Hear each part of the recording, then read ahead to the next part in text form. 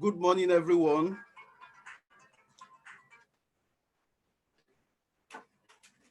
Good morning, everyone. My name is Fatai Olayemi.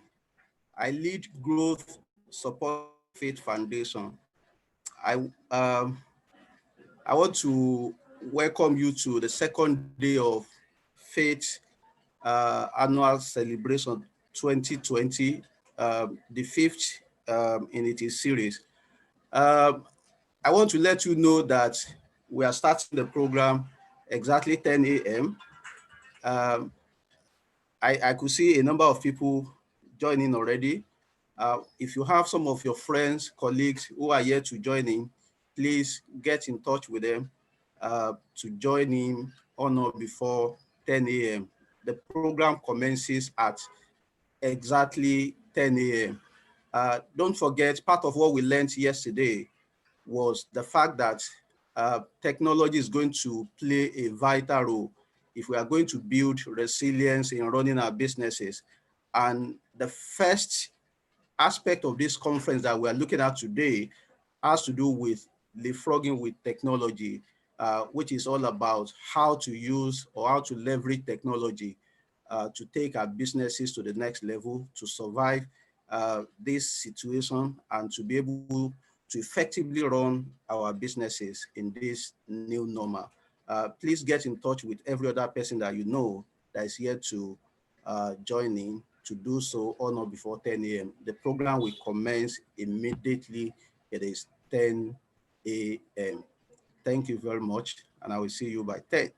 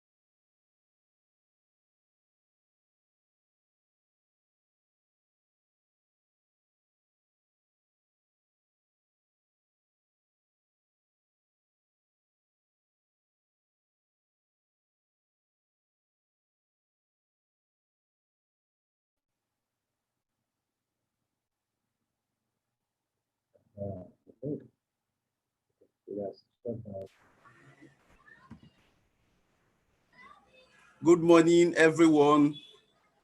If you can hear me clearly, please type yes. Let me know you are hearing me. We wrote, jotted so many things, so many strategies, a lot of learning from two different sessions that we had yesterday. It was a great experience.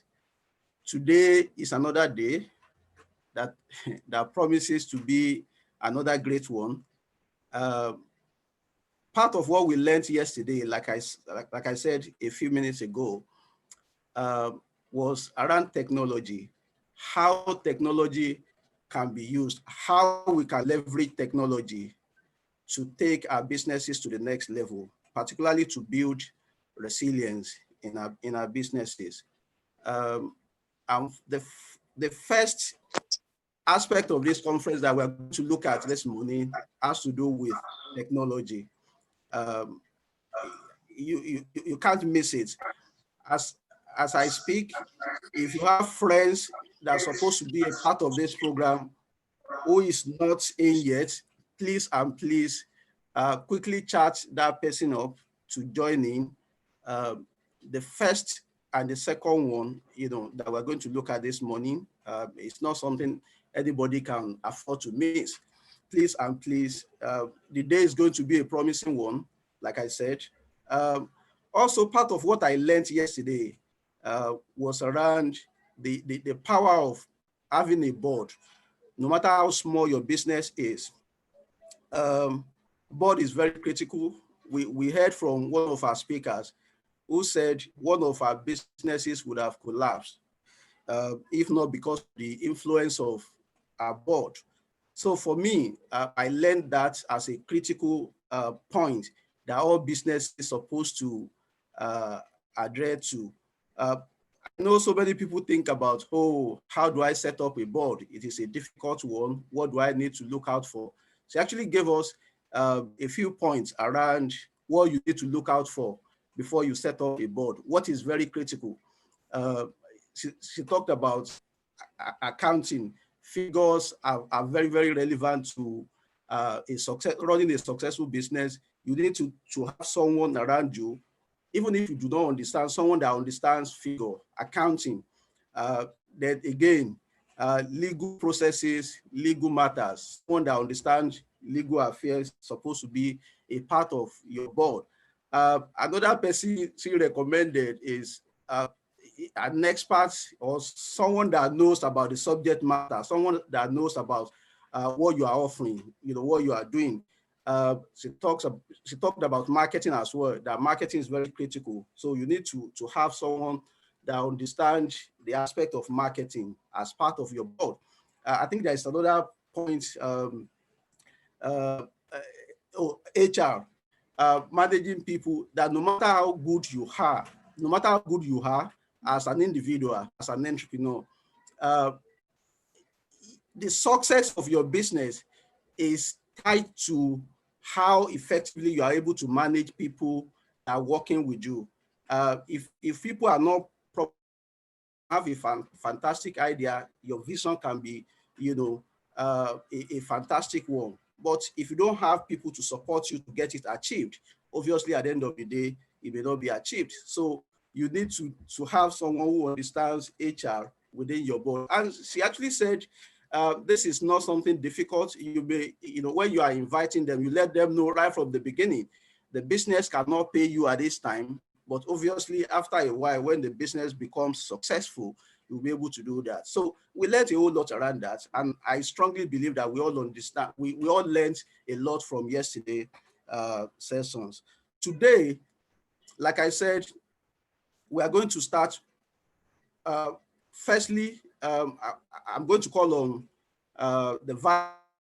the alumni community to warmly welcome the fellow alumni to the second day of our fifth alumni conference. On that note, I would like to call on our able Vice President, Honorable Abdulbak Ladi Balogun, who is firstly the Vice President of our alumni executives, and also is the MD, CEO of Lagos State Ferry Service Company.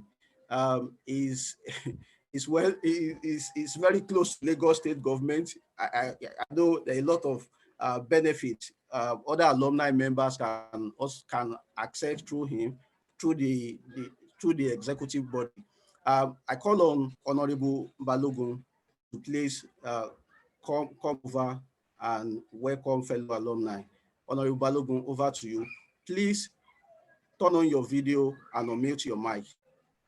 Honorable Balogun, over to you. Good morning, everyone. It's my pleasure to welcome you to the day 2 of the 5th Faith Annual Alumni Conference, the virtual edition. Yesterday, it was a fantastic day for all of us. We had the governor himself, Governor Babajide Sanwo-Olu, who gave us, the special guest of honor, who gave us the opening remark. And we had the recap just done by my brother, Mr. Fatai Olayemi, of what happened, what transpired yesterday. It was a fantastic session for everyone. And I believe that as entrepreneurs, we went home yesterday fully loaded with wisdoms and all it takes for us to surmount this precarious time that we are in now, particularly the pandemic. It is day 2 of the conference, and all of you, we should be aware that for us to scale up our businesses as 21st century entrepreneurs, we need technology. COVID-19 set in. For almost 7 months, we were locked down, economic lockdown.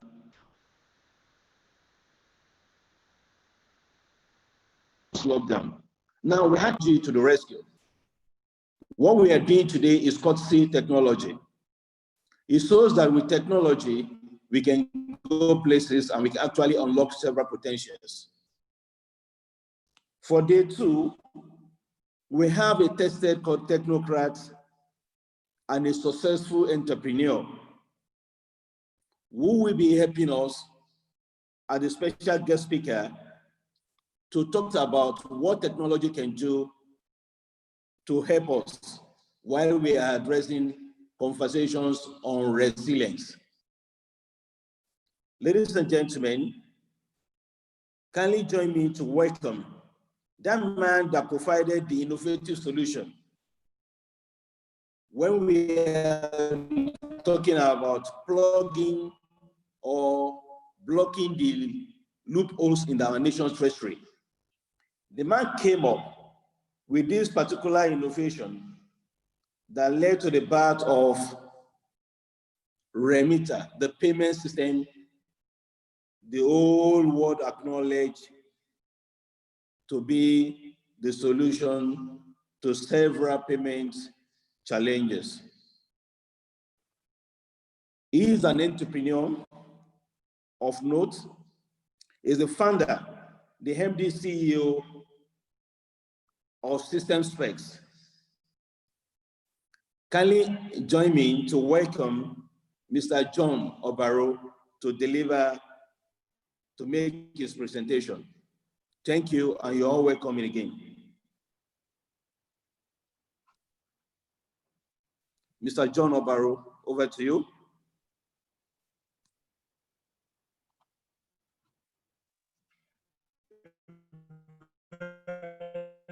Good morning, everybody. Good morning, sir. I'm trying to share my screen. I hope you can see now. The audio is not stable yet, sir.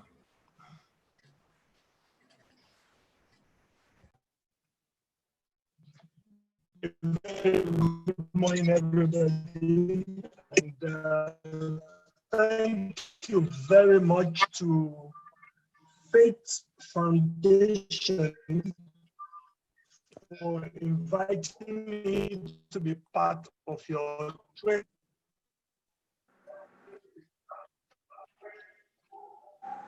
Any better? Hello?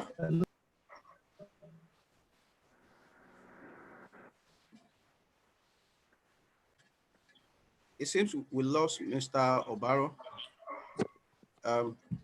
It's one of that's one of our challenges in Nigeria. Internet challenge. It's going to join us soon. So while we await his comeback, please in the chat box, can I know where I want to know who are him this morning. If you can help me with your name, your AEP, your class, whether AEP, EEP, or Scale Up, whichever program you run at Faith, your name, your class, and where you are logging from this morning.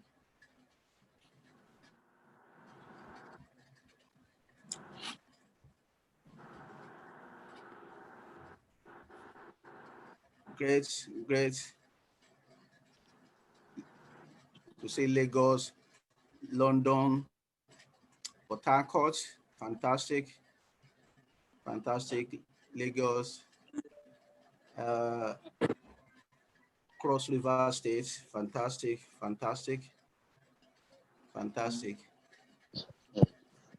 Abuja, Owerri.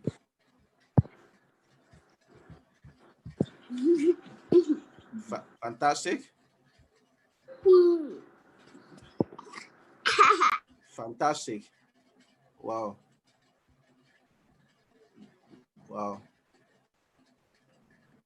AEP, I could say, participant from Dubai. Fantastic. OCN, wow. Well represented. Set of alumni. Okay, you are welcome back, Mr. Obaro. Well,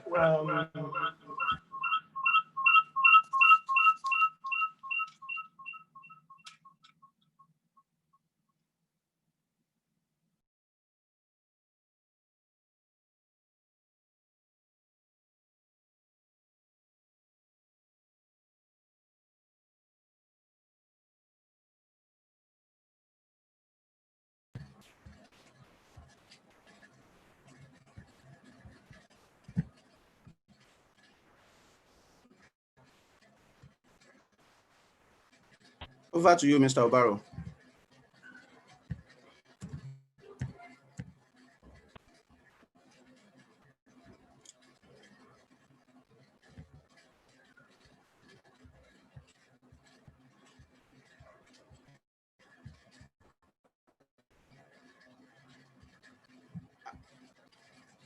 Mr. Obaro, we can see your slide, but the sound is not coming out.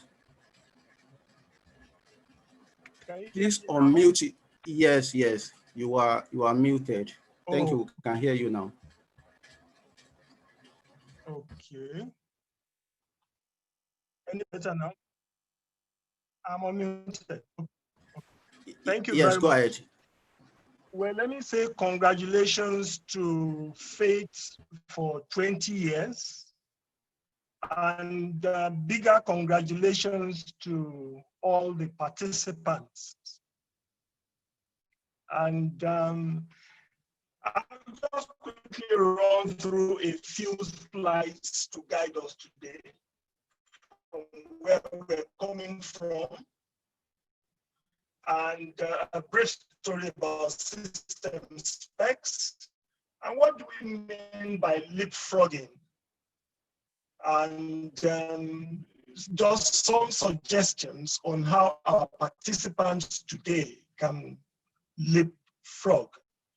And in closing, we will look at the consequences of what if I don't want to leapfrog. Once upon a time in this country, you needed a tally number each time you go to the bank. I hope we're all old enough to remember those days. But today, you can bank from anywhere. In fact, you don't go to the bank. You carry your bank with you. There was a time that identity was on papers, but today digital is taking over. There was also a time in this country that telephone was considered a privilege for the rich. And somebody, a minister, actually told us that telephones were not for the poor. But things have since changed. Today, SIM cards are free. When mobiles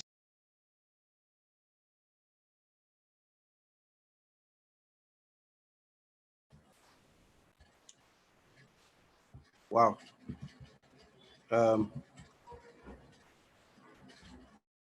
Does it mean we lost Mr. Obaro again?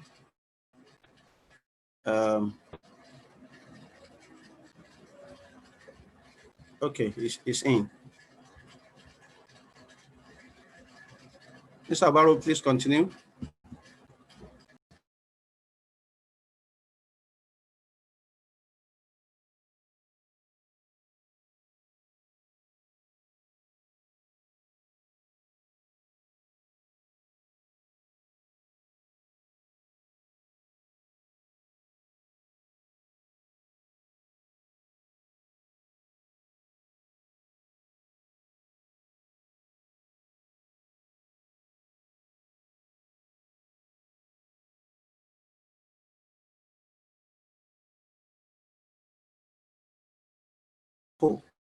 How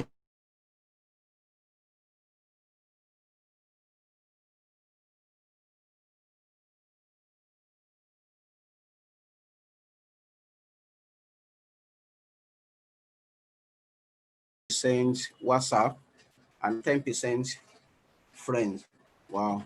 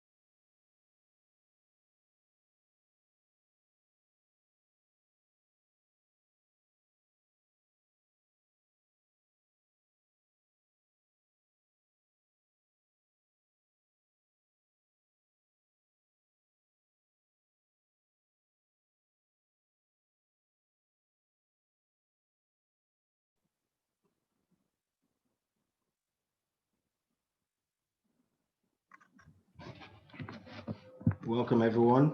Keep chatting in the chat box, please. Please tell us where you're from. It will be a pleasure to be able to introduce you and welcome you to our program. Today is going to be packed, so make sure that you hang in. Please continue letting us know in the chat box which program you attended and exactly which part of Lagos, Nigeria, or the world you're from. Thank you very much. I'm going to the chat boxes now, and we're going to respond to some of that. Thank you.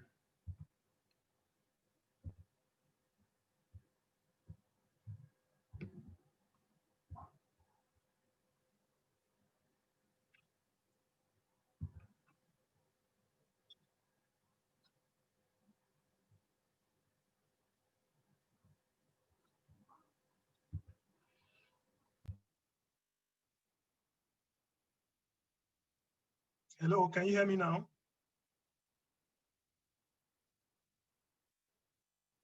Can you hear me now? Yes, yes, we can. We can. Okay, so I'll try again.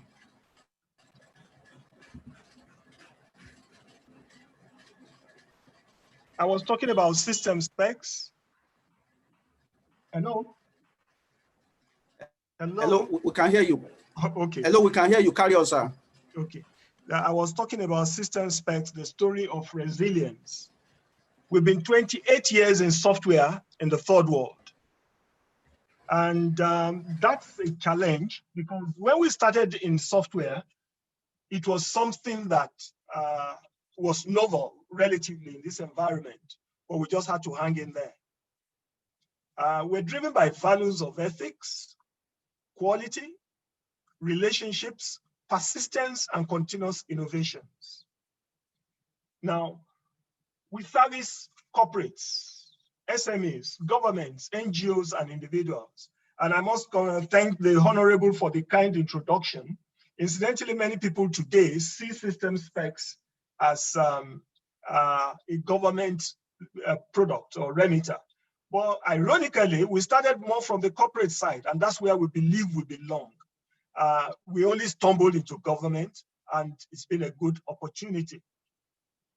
We run Human Manager and Remita Payroll, which currently pay over 2 million workers on a monthly basis.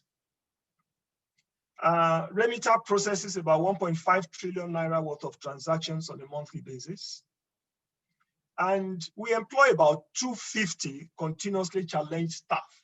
When I say 250 continuously challenged staff, I mean, we pay a lot of attention to our staff, ensuring that they are in a position to always give of their best. We ask, different questions, create an environment for them to develop.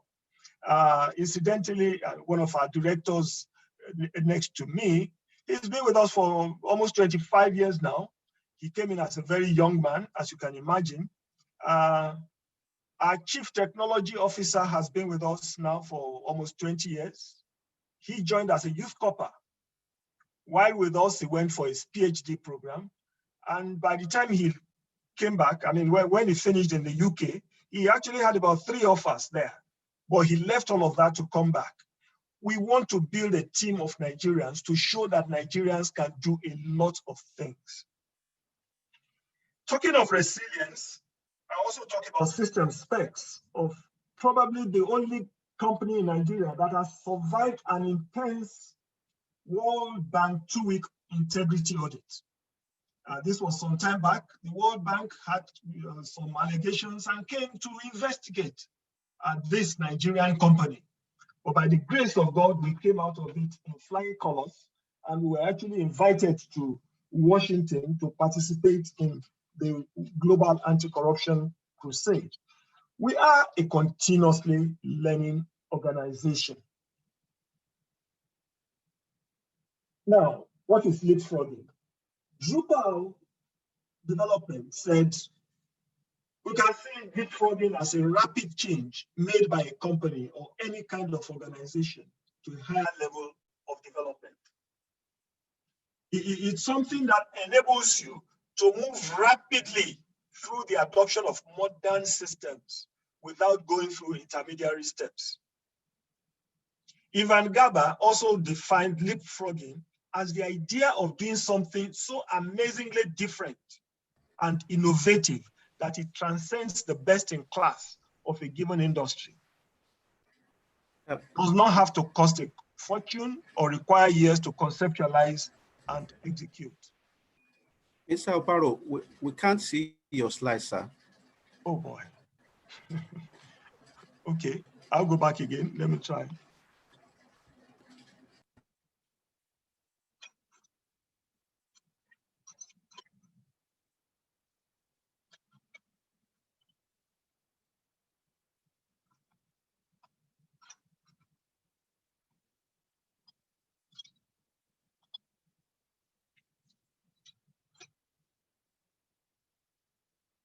Are you seeing now?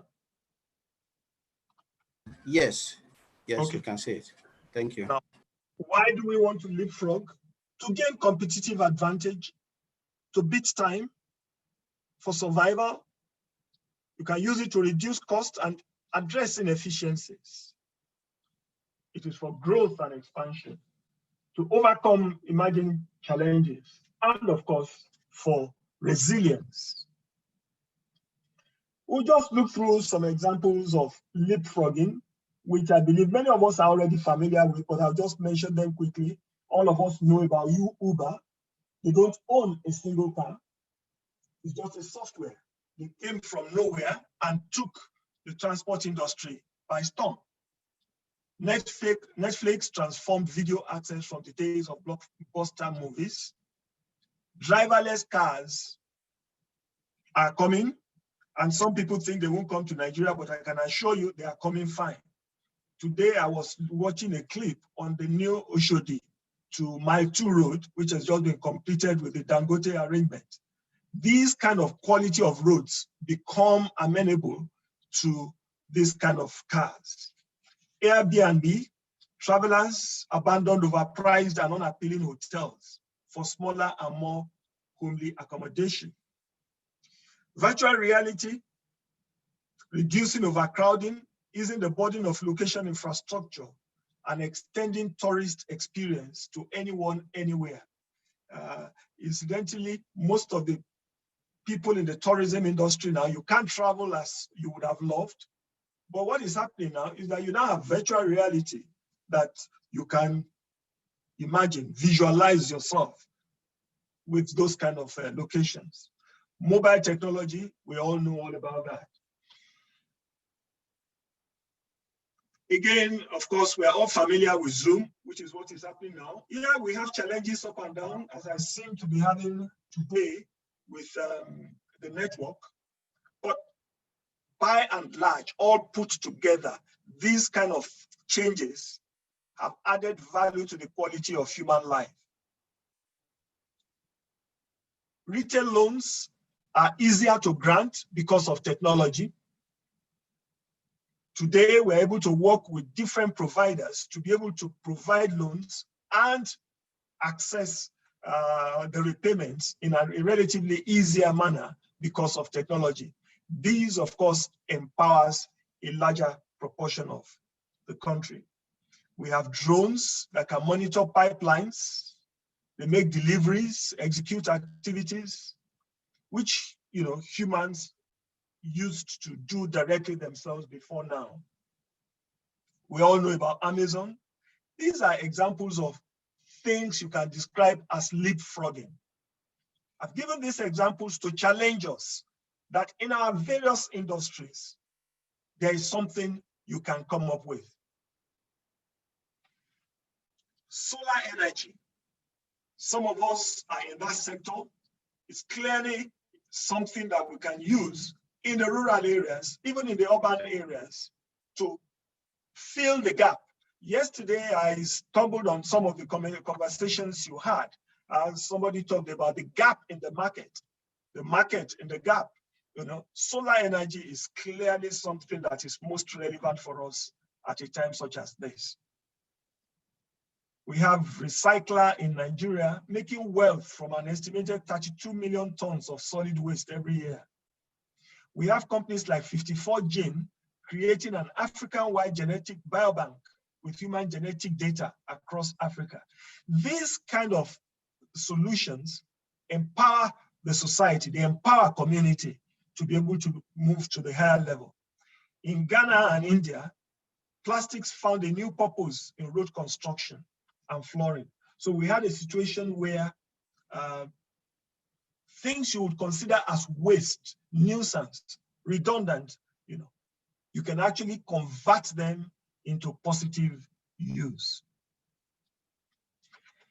I want to now talk briefly about Remita, and I'll look mainly at two of our products, which we have sort of revamped in the last few months, because when I got the invitation, there was a suggestion to at least look at some of the things that are happening now.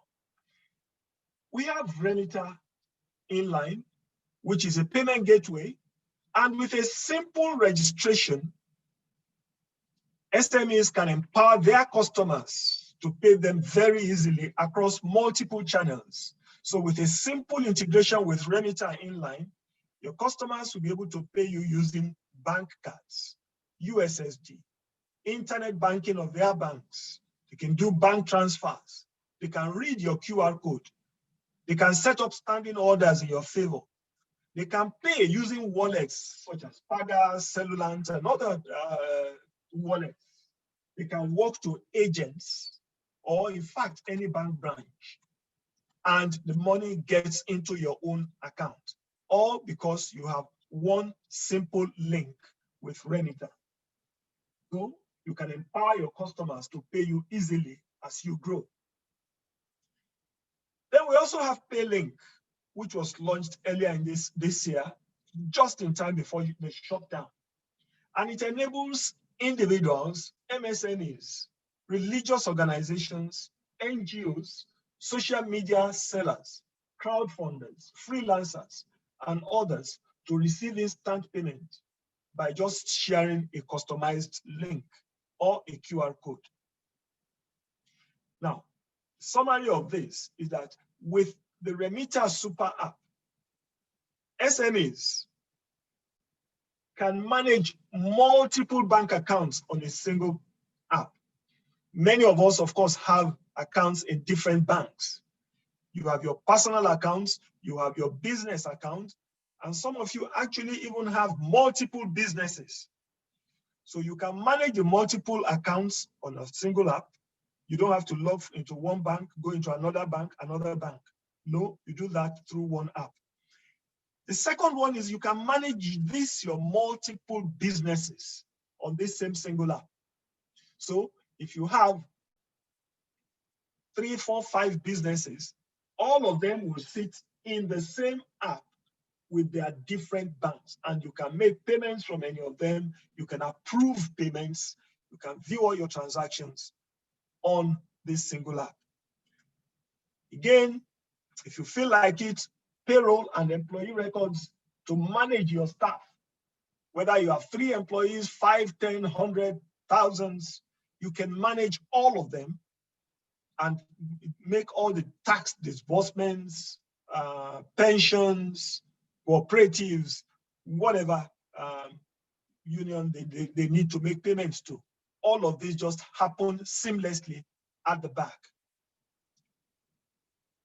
The other thing is that when you use this app, you're also empowering your staff to easily take and repay loans. Because when they are paid through the Remita platform, there is an easier track of the history of their profile. So it becomes easier for them to qualify for loans through the many partners that we work with. And of course, you and such staff can buy things like electricity, data, airtime, and pay your bills. Now, I want to just give some practical ideas and suggestions to you on how you can also leapfrog. The first thing to thyself be true. You need to know your industry, your environment, trends, and the market. You need to know where you want to be. And you need to then determine to scale the fence using appropriate technology. And what do I mean? When I say you need to know who you are, you must determine to be resilient by the day. Challenges will come, but you must be prepared to face it up. Somebody said to me recently that age is just a number, and that in fact 60 is the new 40. So while, for instance, Systemspecs is almost a 30-year-old company, we want to see ourselves as a 3-year-old company. We must be ready to reinvent ourselves. We must be ready to reborn ourselves and remain forever young. So you must know yourself, identify your SWOT, which I'm sure all of you must have done during your program with Faith Foundation, your strengths, weaknesses, the opportunities and threats available to you. You must know your market, know your services, and the external market opportunities that are available to you. You must know your values. You must be consistent. Good market knowledge You must have passion. You must have ethics. And when challenges come, you must have that confidence that these two shall pass. Now, talking about ethics, I told you about some of the challenges we've been through in the past. Okay, and it was a delight that at the end of it all, in ex-President Olusegun Obasanjo's book, he mentioned Systemspecs and paid glowing tribute to a company called Systemspecs. These are things which, when you're going through the challenges you don't know, is so painful, but at the end of the day, it sure pays and adds value to you. When I say you should know your industry and your environment, trends and market, you need to educate yourselves on the different things happening around us: artificial intelligence, blockchain, Internet of Things, robotics, mobile technology, cardless payments, QR payments, renewable energy, and forget all the controversy about it. 5G is loading and coming soon. And of course, data. Some have argued that data is the new soil. Some say it is the new oil, but some see it more as a soil rather than oil, because you need, it just gives you a foundation from which you can blossom and do a lot of things. Where do you want to be? Explore ideas that can be replicated or enhanced. Think of what the market needs, not what you have. Just throw yourself into the wild. Let your imagination wild on what the market can benefit from. What do they need? Not necessarily what you have today. And having come up with your solution, you can ask yourself different questions. Do you sell one-off, or do you allow split payments, part payments over time? Or do you treat it as a pay-as-you-go? I mean, there was a time in this country we were told that telephone has to be a fixed per minute, not possible. But Glo came and started doing those kind of per second billing before others decided to join. So think of those kind of strategies which can just draw attention to yourself, and then you leapfrog. Think about apps. If you don't have an app in your business, think seriously about having an app. It will probably give you a wider and more convenient reach. It will make it easier for people to use your platform, and your market goes beyond the physical locations that you have today. Having come up with your plan, it's time to scale the fence. See opportunities in every challenge.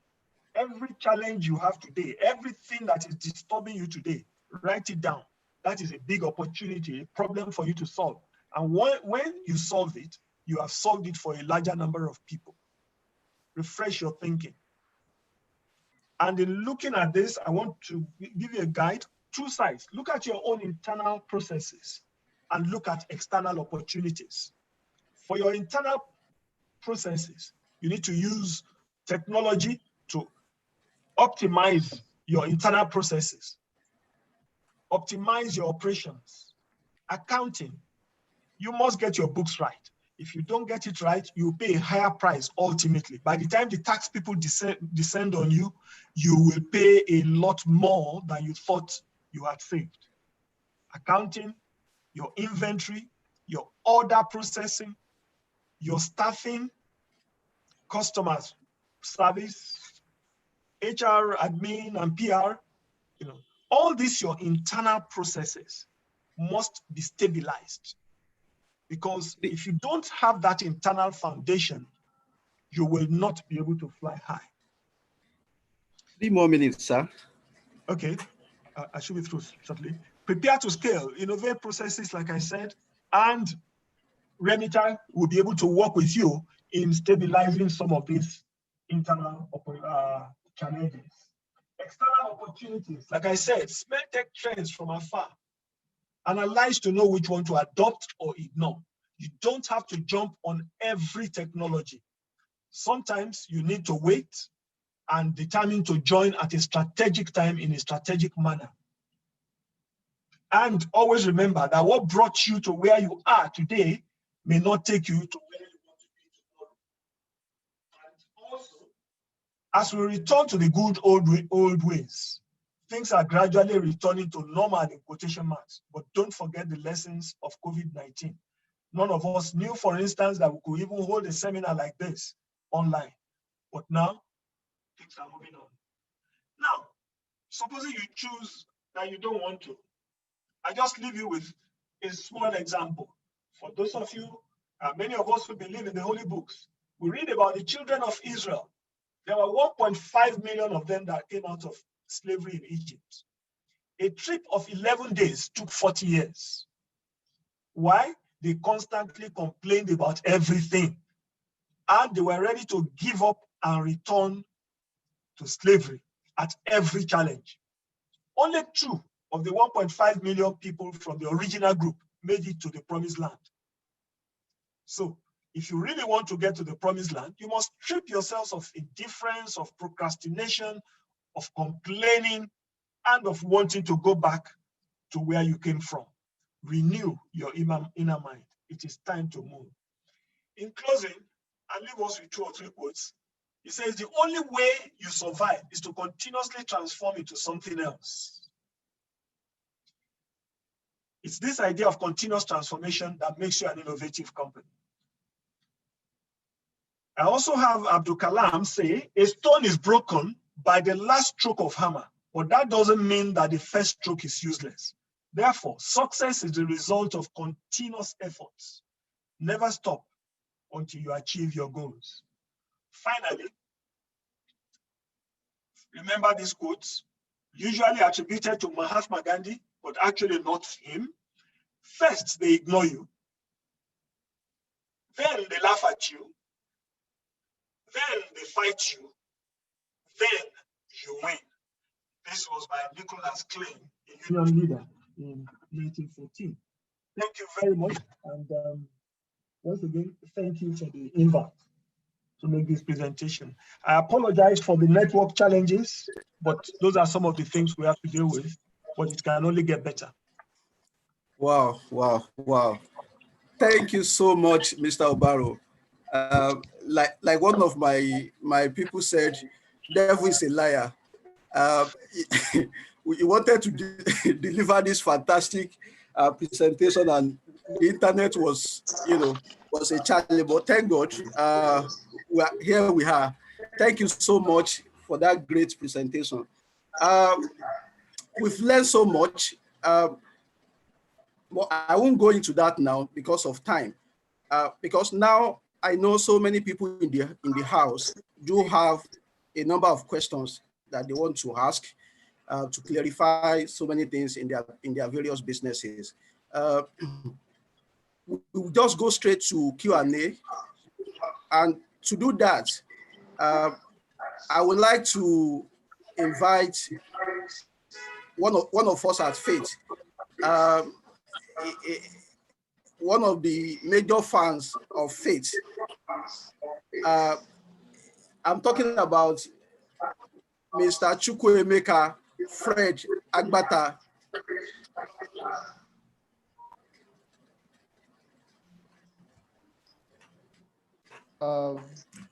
Mr. Chukwuemeka Fred Agbata, popularly known as CFA, is going to be the one to moderate the session now. Of course, Mr. Agbata, like I said, is fully part of Faith, is a proud Faith alum. He's a very popular person. Most of us in the house may know him. He is an author. He's a TV personality. He is so passionate about people, entrepreneurs using technology to be able to run their businesses effectively.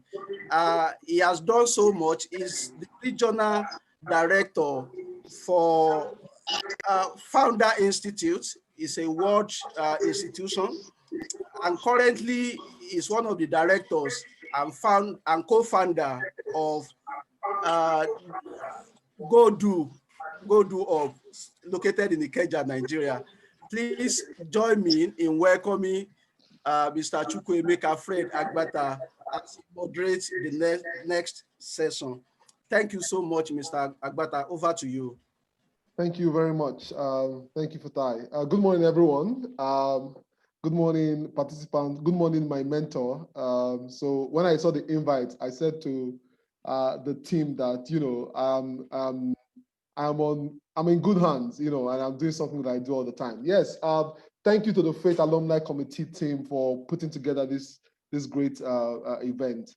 All right. Our world has been disrupted. I mean, our last event held at Sulere, you know, I think Eagles Ground or something, you know, and I remember clearly last year, little did we know that, you know, in little over about a year later, we would all be leveraging on Zoom and other platforms for events like this. And I remember that I also had the privilege of anchoring, of moderating the session with Ms. Mobala Johnson. And one of the last words from her is, every SME and entrepreneur that was in that conference, she advised them to try to understand what startups are doing and how startups are trying to solve problems with technology, such that even though you are a traditional SME brick and mortar business, but you're able to find ways to use technology to drive growth in your business. Even though she said it that period, you know, today, we are all forced to do that. So even though you had a shop, you know, or you had a manufacturing plant, and you never thought about digital media, for example, today you are forced to do that, you know. So technology is a game changer and it's an enabler. And thank you, JTO, for your words. I mean, you have built a resilient, you know, powerhouse when it comes to technology. You have not just built that, you have solved a major problem.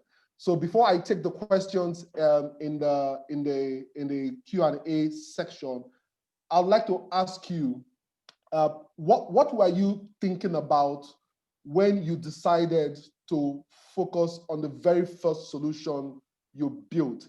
Would you advise SMEs and startups to start with multiple products or to focus in order to grow organically? What's your take?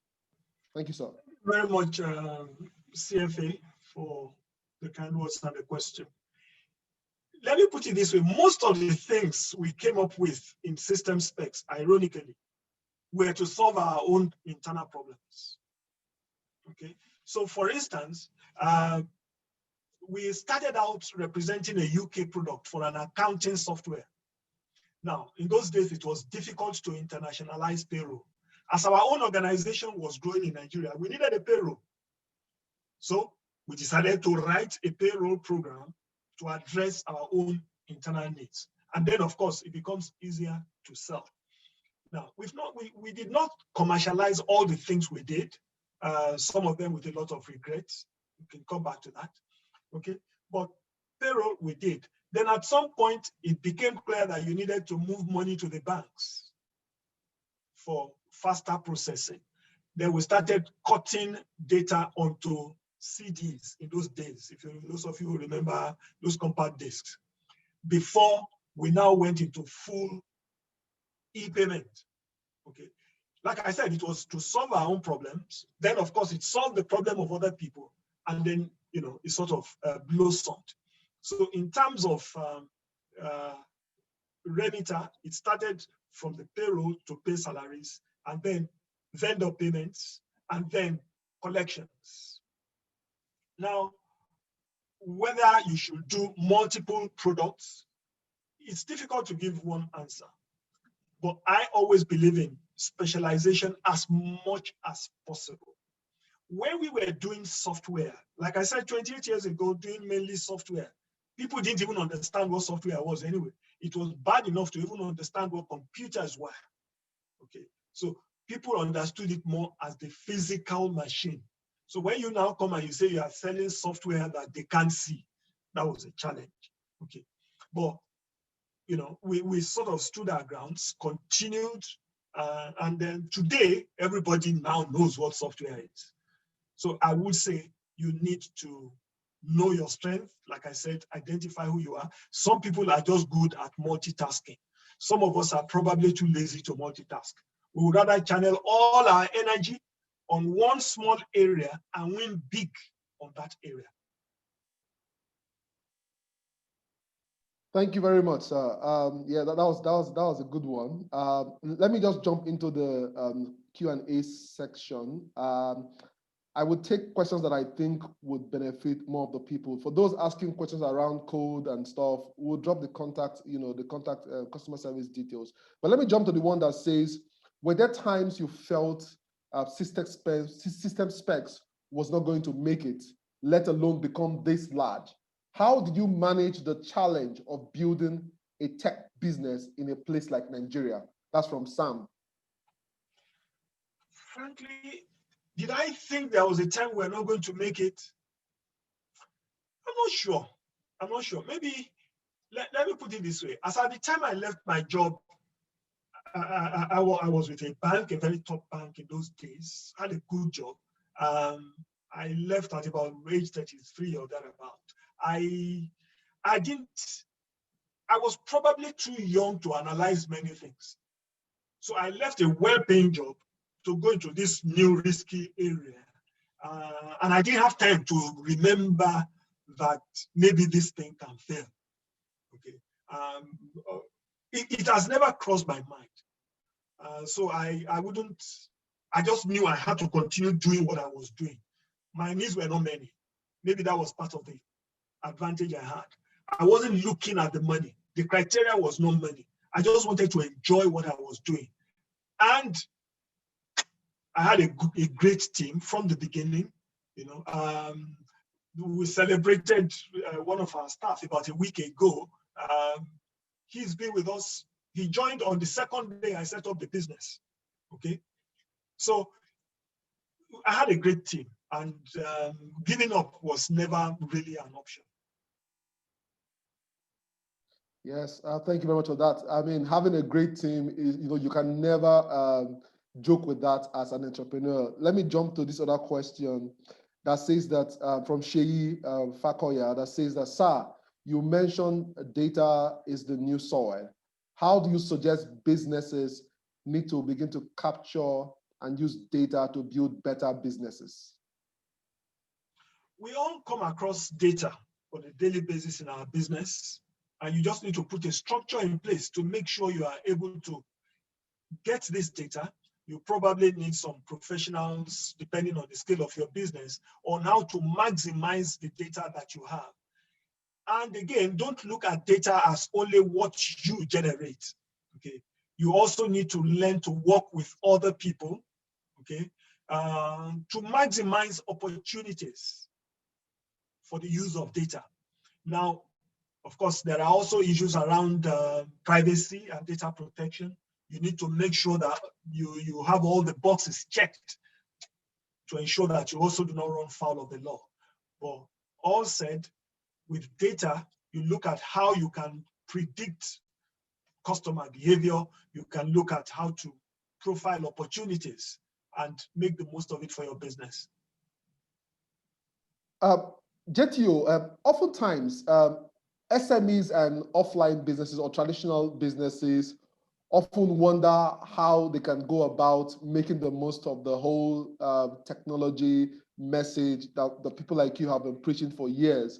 I mean, what are some of the tips and advice and suggestions you can have for, say, a typical dry cleaning company? Or, I mean, what are your thoughts? You see, the first thing is, don't be afraid of failure. Okay, you've heard all these things. Try it out, maybe on a small scale. And there are loads of even free apps these days.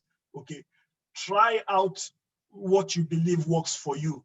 And if it does not work, move on to something else. Okay, where you have a problem is not even making a step at all. By refusing to join the train, you are automatically left behind. So why not, take it off? All right, why not take it up? So this question, I wanted to ask that question before I ask this next question, because this next question is asking about, it says, from essay, it says, as a tech startup looking to leapfrog, and maybe I would say, even as an SME looking to leapfrog, what would be your position on using open source solutions as a means to reduce time to market? Again, I mean, well, of course, a lot depends on the application area you are looking at.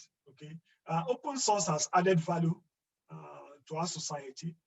Okay, so I believe it's something you can use, and after a while, you can then go into the custom ones, the proprietary ones. Okay, but for a start, you don't lose anything. That's my take. Okay, let me merge two questions that has to do specifically with the Remita app. One says, from Omolade says, Omumere says, does one with an e-commerce website need Remita? That's one, so you just take both together. And the second one from Oge Chichuku says, as a healthcare business, can Remita help to keep records of my clinic expenses and income? Can I develop invoices for my clients using the app? Both answers are yes. Okay, I mean, for both questions. Starting with the last one, you can track all your expenses. If I make all your disbursements from Remita, okay, and issue invoices. Now, when you issue invoices, people can now pay you through any channel that is convenient for them.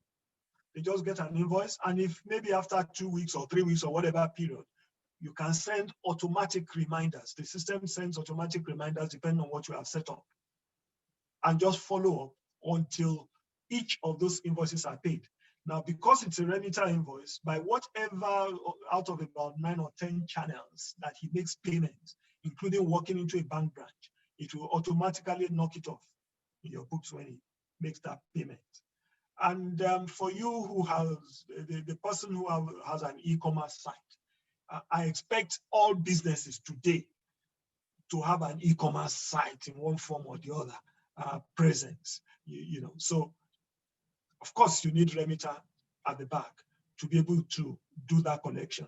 So we're able to integrate. You have plugins for, depending on what you've done. If you probably want to use the APIs, we integrate for your customer developments. Yes, I mean, without doing a lot of marketing, I also use the app, and I can say that, you know, it's quite intuitive and it keeps getting better every day. One thing that JTO is usually humble to say is that this is 100% developed by Nigerians in Nigeria. So that drives to my next point. How do you choose a team? Because you have mentioned the importance of having a good team, but how do you go about selecting the right team that has helped you achieve all that you've achieved? Thank you very much for your kind words.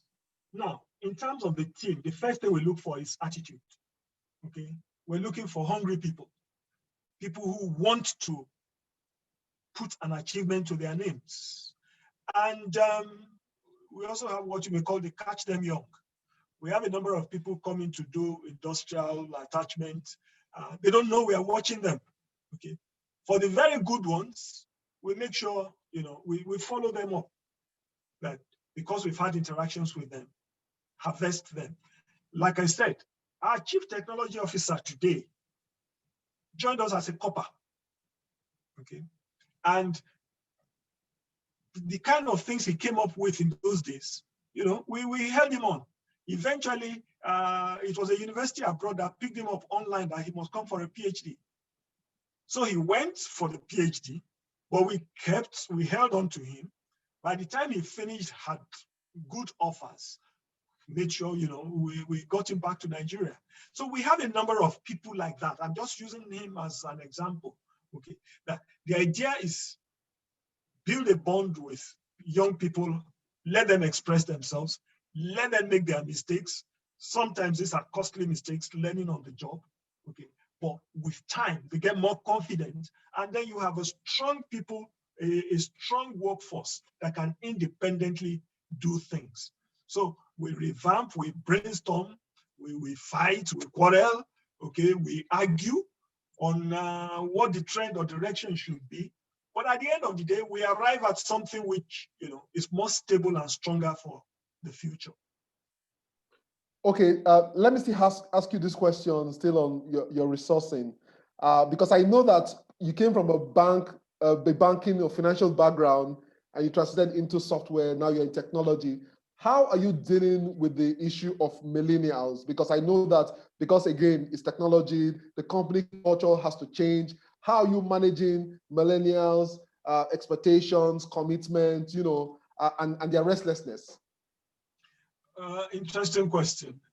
I remember when we launched the app, one of our staff, on the day of the launch, and then she just suddenly remembered, so that means Systemspecs is older than me. Okay. And that sort of challenged me that indeed Systemspecs has grown, because you now have all the 20-year-olds graduating from school, and they have their own ideas, they have their own community. So you cannot ignore them. Okay. In fact, their generation probably listens to them more. Okay. So even from a marketing point of view, you need to make sure you harvest them and do things that they can relate with. It's for those of us you may want to call the old school. No, we are not. Like I said to you, 60 is the new 40 anyway. Okay, you need to, is that belief, I have that personal belief that I must keep reinventing myself. Okay, I must keep relating to the younger generation, because it's becoming more of their own world anyway. They understand their own language better. So I get a small community of them. Okay, by the time we interact, I have a fair idea of what they are talking about. I allow them have their way a number of times, and then you're able to come up with solutions that can appeal to a wider range of generation. Wow, I mean, these are gems. Like these are gold advice. Like any entrepreneur out there should take to heart, because we live in a very interesting world today. JT, I have a question from social media. Dupe O is asking, what would be your advice with navigating the policy environment, which can sometimes be damaging to running your business? I know you have tons of story to share. Please, over to you, sir. Am I allowed to off my mic? But seriously, I mean, my approach is that, one, build your business despite government. Okay. Ideally, government should support businesses, but sometimes that does not quite happen. So do what you can within your own little space. And that's the best advice I can give. Some of the policies that come out can be very contradictory, can be very demotivating, but do the best you can. And you win some, you lose some. Incidentally, for instance, I know of a state, that is pushing people on taxes aggressively at a time such as this, forgetting that today people can work remotely, people can work, in different ways, and if they don't change their own approach, they may just discover that they have nothing to hold, because people will relocate. I mean, they don't even have a fixed address for you to go and catch them anyway. They're working over the internet. Somebody can sit down in Sokoto or my beloved Kogi or wherever and work. You don't know where he's really operating from. So government policies sometimes can be constraining, but if you build your own business to be less dependent, for instance, like I said, people today think Remita is a government. In fact, they just associate us with TSA. If you ask me, that is one of the most painful things that I go through when I hear Remita as a government platform. No, government happened along the way. And part of what gave us the TSA was because we're already strong in the private sector. Okay. We're already connected to 23 banks as at the time we had TSA. So I try to build my business outside of government. Of course, Government business is good, it's big opportunity, yes, but never allow yourself to become so dependent on government or government policies. Sorry, I was muted. Okay, JT, I'm getting a lot of questions so we have just about 15 minutes more, and I'm getting a lot of questions around technology, but I'm trying to balance it so that I won't be CFA or you focus on technology, which is your primary assignment. But let me ask you this question around, entrepreneurs, even though you touched a bit, but I just want you to just elaborate a little further. The attention seems to be on the younger startups, right? And a lot of the people for example, in the faith community are entrepreneurs who are a little more older. And it seems like there's no space for, 40, 50 and above who are not very techy, what are some of your thoughts on the way forward for such kinds of entrepreneurs? Well, the first thing is break that bond of fear.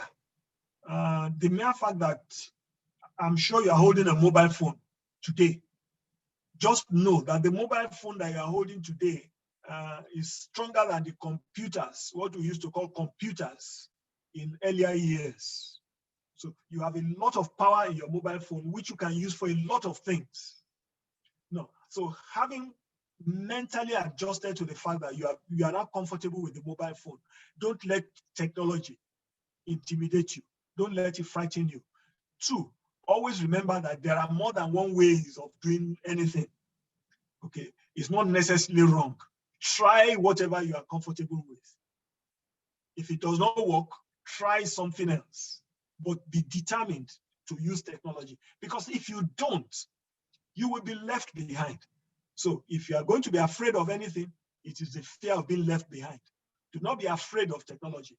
Rather, get involved with technology and make the most of it. If one approach is not working for you, try something else. Talk to people, educate yourself. Education on the internet today is practically free. Okay. For any topic, if you hear of any terminology, you don't know what it means, go on the net. If you hear of anything, go on the net. By the time you go browse round and round, you will have an idea. Thank you very much for that. Interestingly, my journey to where I am today started in 2009 while I was also in Faith Foundation. It was then I started learning about all of these things. And yes, I leveraged on the internet to learn. Let me take these 2 questions on Remita app. Mena is asking, what are the security measures in place given that the customers have all their accounts linked? What if they get hacked? What happens? Then the second one is asking, so you can take both together. In fact, the 3 are related. So Nkechi is asking, does Remita have a web dashboard? And then Kafilat is asking, can Remita accept payment directly into bank account without users having to use their cards and my e-commerce site have automation or for automation? Yeah. Did you get that, sir? Well, the ones I miss out, you probably pick up. All right. Now, the first one you said, does it have a dashboard?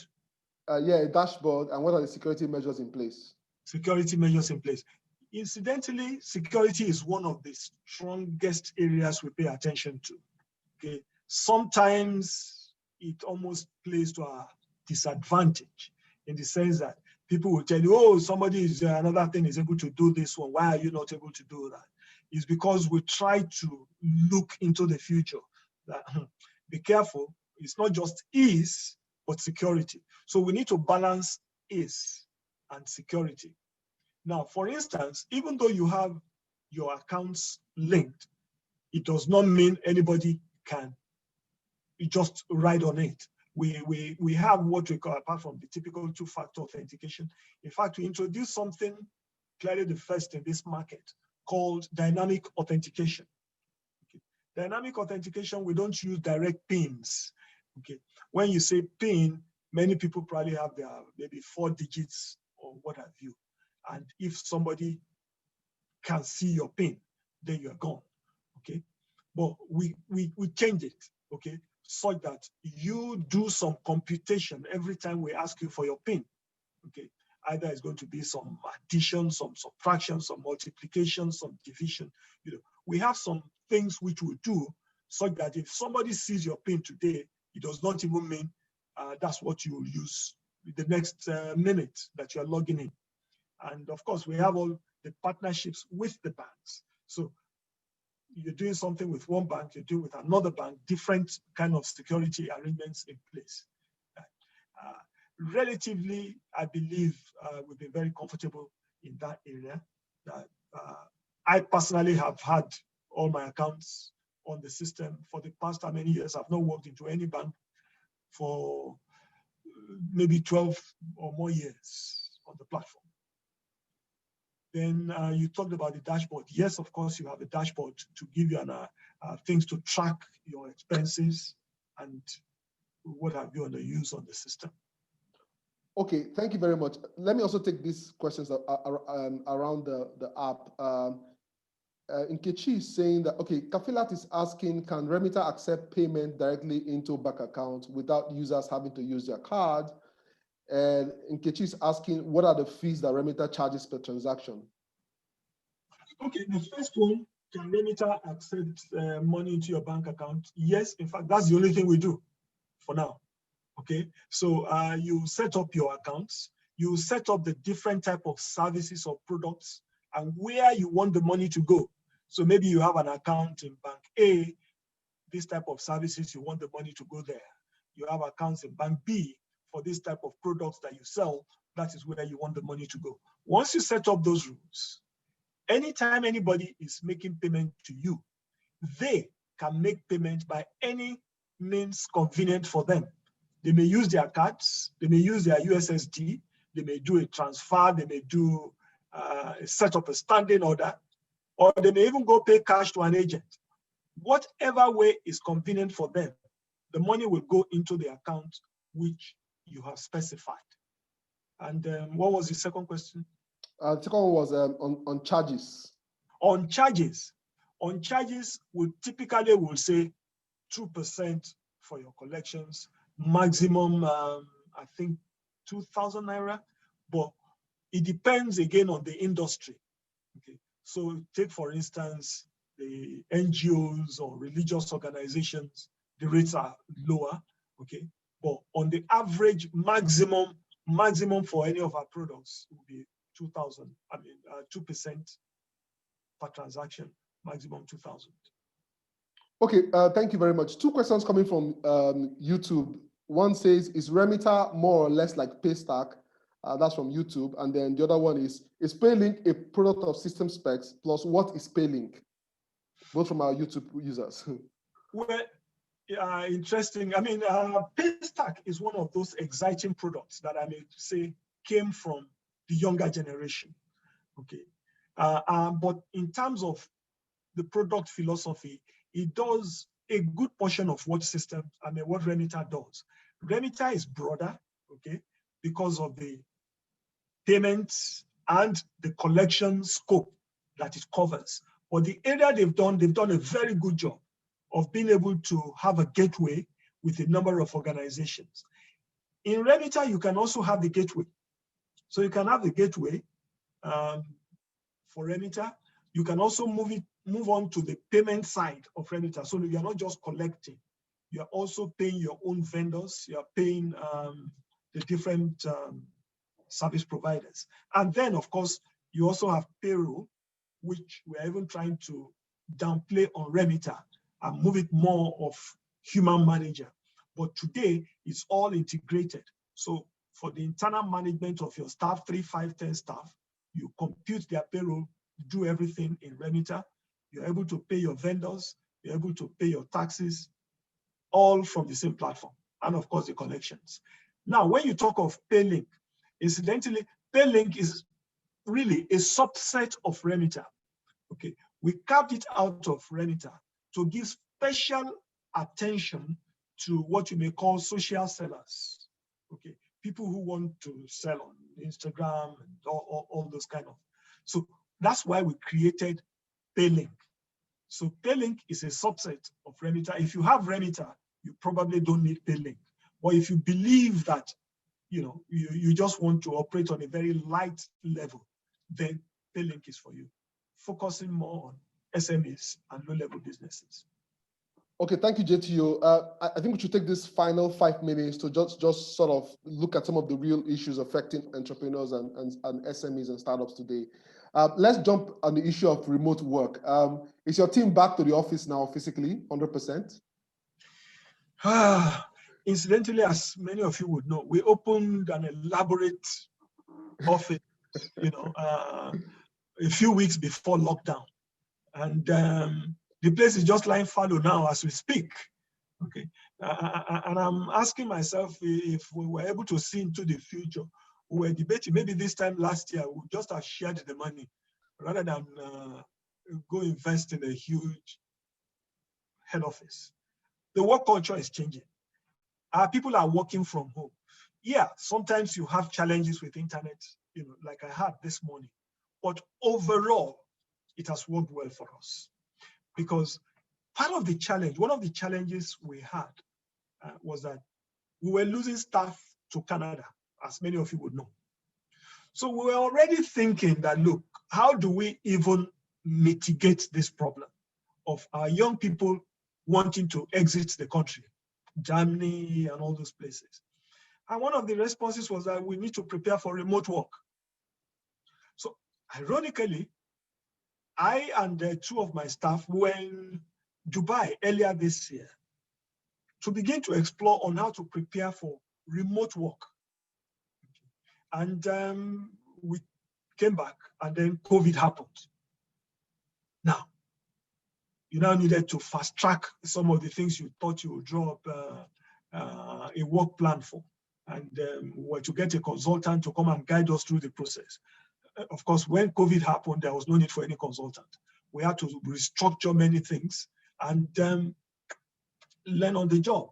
And it has worked very well for us. So much so that officially our office is open to staff who are probably bored at home, okay? But we've not seen that much traction. Maybe because Third Mainland Bridge is still partially closed, okay? But there is no urgency for us to go back to the office.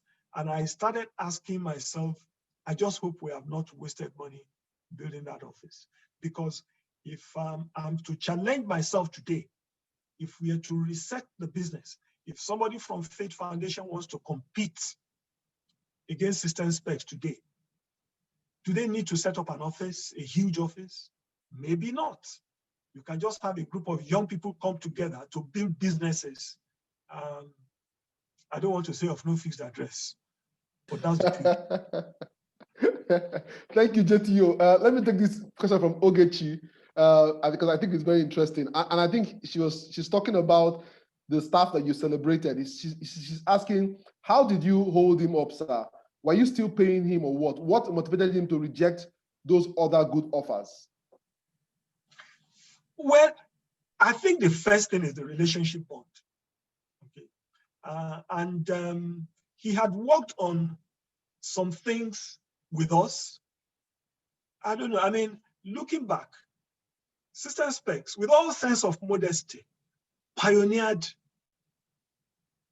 self-service for HR services, HR and payroll, not just in the country, but I dare say worldwide. We did not have the push.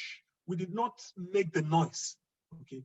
But when we came up with that product, we did some elaborate newspaper thing in Nigeria to say, what is this self-service? And we're educating people on how you can go into the system by yourself and change your home address, change your phone number, very basic things which we assume today.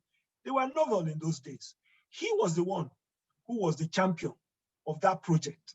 So allowing people to own their own corner, to celebrate their own successes, you create a good emotional bond. So he had an emotional bond with the organization. So by the time he went, I don't want to say he was still doing some PP anyway, okay, while he was in school, okay, but eventually coming back to Nigeria was attractive for him. And we were able to work out something. JTO, it's 11:20, so this should end now. But I like that you mentioned this PP thing, and I think that it's a topic that a lot of entrepreneurs are not coming to terms with. You know, this side hustle thing. I mean, as an experienced entrepreneur, I went to add serial, but as an experienced entrepreneur, how would you deal with this issue of side hustle? Well, considering that I suspect some of my staff may be watching, I will officially say it is not allowed. Okay? So in your letter of employment, we will say it is not allowed. But the truth of it is that we should stop deceiving ourselves, especially now that we are working from home. Okay? We're working from home, I don't know what you're doing. The only thing is that the management style has to change. The management style now has to focus on direct delivery. Okay, if we have something to deliver, I hold you to it. I would no longer pretend that I don't know whether you are doing some other things. Of course, you also expect some ethical sense of responsibility. Okay, that a staff should know that if I have given my commitment to work for this organization, I should give my best to it. Okay, if I am going to work part-time, let me be upfront and say, let us come up with a part-time arrangement, X number of hours a week or what have you. And then everybody knows where they are. So there will be no surprises along the way. You know, if you are an employee or whatever, and you cut corners like that, you win sometimes. But when you are caught out, it damages your credibility. It damages your long-term brand, which you don't feel on an immediate basis. But trust me, long-term, you pay for it. Okay, thank you very much, JTO. Let me ask you this final question. If you were to say something that has transformed what you have done in the last close to 30 years, which is no joke, by the way, what would you say to all of us entrepreneurs listening to you this morning that made a difference? Well, the first one I would say is just pray, depend on God, pray to have a good team to work with. The second one is you must hold your ethics. And I say that with all sense of modesty. I mentioned it casually at the beginning of the project when the World Bank came to investigate us. It's not, we weren't prepared for it. When we got their letter and said they were coming in, we thought, you know, we got our lawyer to write to come and do what, blah, blah, blah. Then when we saw their seriousness, we had no choice but, you know, to put our books together. We had heaps, when I say heaps of paper ready for them. And by the time they came, working with Remita, who many of you know, they were locked up in Abuja for 2 weeks, going through all our invoices, all our papers and everything, asking questions. And at the end of the 2 weeks, the guy who led the team, 4 of them, shook his hand, invited him for lunch, you know, commended our record keeping, commended our practices. And then they now invited Remita and I to Washington to anti-corruption crusade. Now, why am I saying this? When we were doing these things, we thought we were just doing our work. If that investigation had turned south, it would have been the end of the business. But if anything, it has further emboldened us that, man, you might be tempted to cut corners, but it pays, you know, to just stand your ground. So I will say, determined to be ethical, forget the fact that everybody tells you you must cut corners in Nigeria, determined to be ethical, and you pay a price, okay? But long term, you win.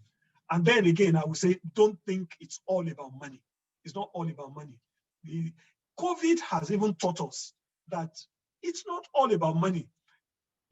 I mean, many of us are in our homes now, probably wearing only our pajamas. All the suits and everything that you bought, you know, not much to do with it. Shoes, nowhere to go with them. Even cars, you have them packed. So life can exist, without all those high things. So we shouldn't just think it's about money. Money is important, but it's not all about money. Okay, thank you very much.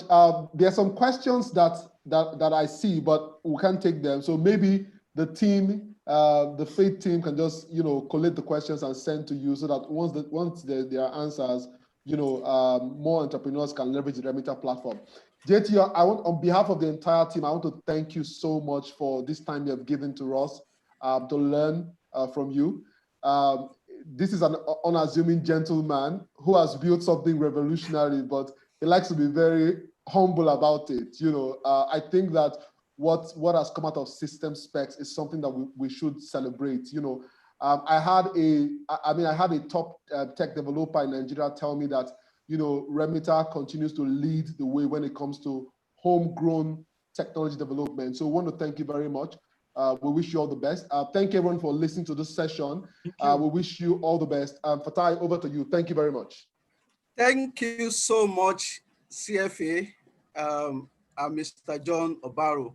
Fantastic session. We really enjoyed it. I can thank you for thanking Mr. Obaro, CFA. And to add to that, I want to call on one of our alumni executives, Mr. Jimoh Ibrahim, to say more thank you to both of you, because you said Mr. Obaro, who is going to say it to you. So I'm going to call on Mr. Jimoh Ibrahim, who is the financial secretary of our Faith Alumni Executive. Mr. Ibrahim, over to you, please.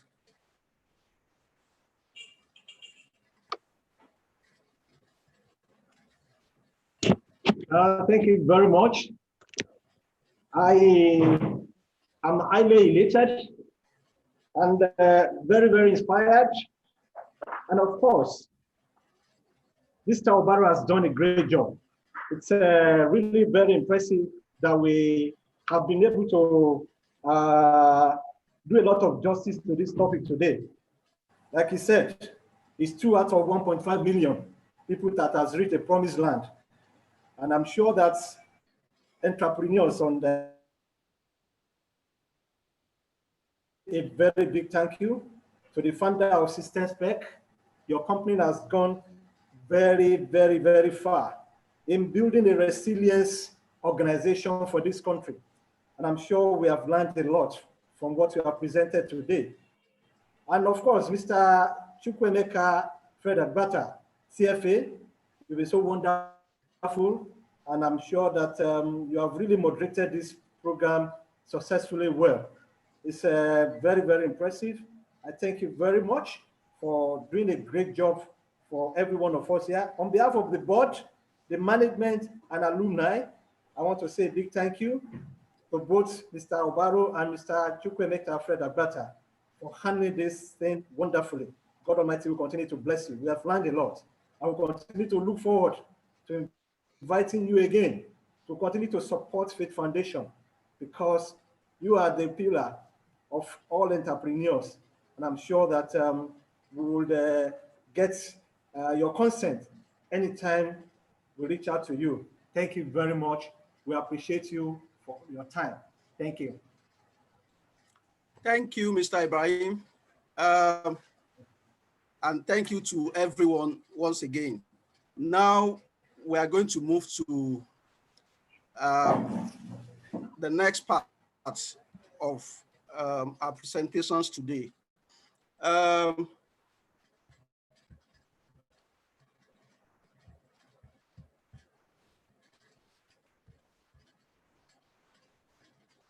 Next to do is to listen to another powerful Nigerian. She's one of those people that we are so proud of in this country. She has done so much to contribute to the greatness of our economy in Nigeria, in Africa, and indeed in the entire world. The person I'm talking about is the founder and group managing director of EMSO Pharmaceuticals. She is an industrialist. She's a philanthropist. She's, you know, she wears so many caps. I'm proud to say she's part of us at Faith. She was a Faith director. She is an awardee of one of our major awards at Faith, Faith Model Entrepreneur Award, FME. I'm so proud today to introduce to you Dr. Stella Okoli, OON. Please, everyone, join me in welcoming Mrs. Dr. Okoli. I know you cannot say welcome, but type it in the chat box to say welcome, Mrs. and Dr. Okoli. Please type it in the chat box. Welcome, Dr. Okoli. Please join me in welcoming her. Unmute your mic, Ma. Okay. Thank you so much, and over to you. Thanks, Domut. Is it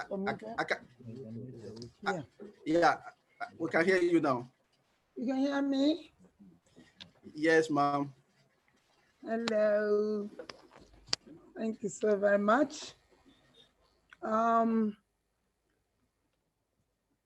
and conditions change so rapidly that we must keep our aim constantly focused on the future. That is by Walt Disney.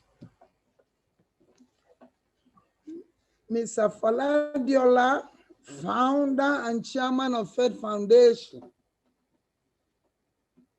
all the other esteemed directors of this great foundation, Fed Foundation, Adenike Adeyemi, Executive Director, Fed Foundation, Max Menkiti, President, Fed Foundation, Alumni Executive Committee, the board, management, and Alumni Executive Council, Fed Foundation.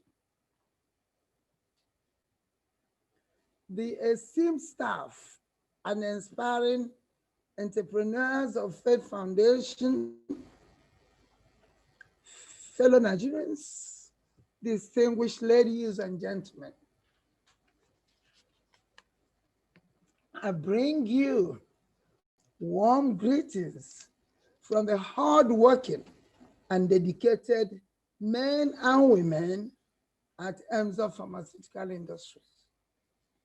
I thank God for giving us Faladiola, who is an epitome of visionary leader, a motivator, an inspiration for all entrepreneurs, a leader par excellence, a respected Nigerian, an example of a role model, and above all, a very lovely human being.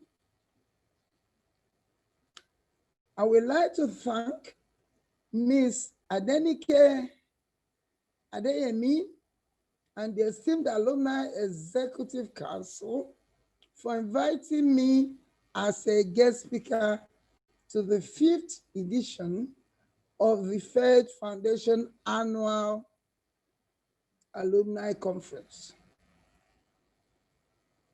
As this marks the 20th anniversary of the foundation, I would like to acknowledge the immense dedication and profound contributions by the leadership and entire staff of the foundation and alumni to promote entrepreneurial growth and development in Nigeria. The 21st century will be defined by extremely rapid technological and social changes. I use the word extremely to paint a picture of what has happened in the last 50 years, and what may happen in the next 10 years. As most of you here, especially the students, step out from here to the world, leaving, the academic, behind, and you step into the real world where practical change and real transformation occur. This year's theme, embracing change and transformation, could not be more appropriate, especially given the COVID-19 pandemic that is plaguing the whole world. The pandemic has affected all facets of our lives and our society in many ways that we could have imagined. It is important to note that changes occur in varying degree and results in different situations. In other words, the status quo is altered and a new way of doing things emerges. Also, please note that there is a change that happens for you and another that happens to you. While the former one is one you are prepared for, the other one catches you unawares.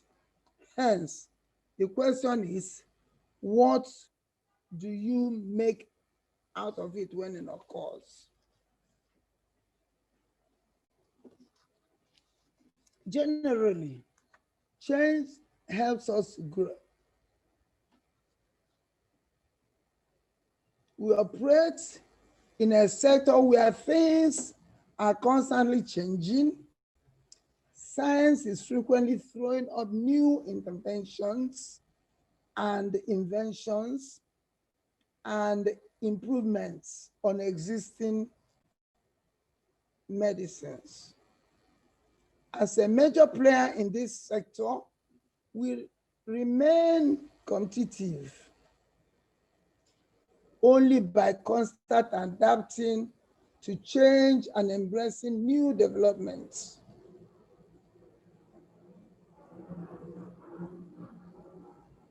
This may sound easy, but it's actually very tough. Staying abreast of new drugs, as well as improvement on existing one, often means making modifications on our production processes. This costs money, takes time, and sometimes require new skills and technology.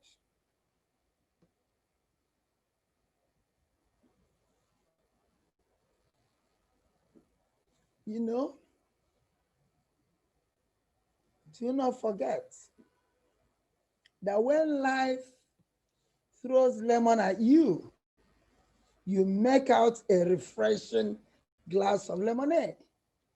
Now, this is transformation. Transformation and embracing change works hand in hand. The change you repel might be the limiting factor to making you attain your full potential in the future. The pandemic exposed our vulnerabilities, still the hard lessons that we have learned must serve as a wake-up call for us to come together as a people and develop the local content with a deep sense of urgency. More than ever before, I believe that the time for talk is over and the time for action is now. Let me share with you some of the immediate and urgent changes which our industry in particular and other industries in general must make in order to be successful in the rapid changing world economy. Everyone must come on board. Everyone must come on board. As a nation, Nigeria, from the top to bottom, everyone, we must create a knowledge-based economy with fast and efficient knowledge-based civil servants. We must develop the capability and capacity of regulatory agencies so that they must focus on their indigenous pharmaceutical industries to ensure that they will succeed in the global market. They have to make them, help them to succeed. That's what their job is. We're working together. We must educate and retrain our Nigerian Customs Service to differentiate between knowledge-based economy and trading companies. Nigeria must increase dramatically the research and development funding for universities and research institutions from 0.05% of GDP to 0.5% of GDP to motivate ambitious students who will pursue science and technological projects with a goal to produce high value innovative products such as active pharmaceutical ingredients.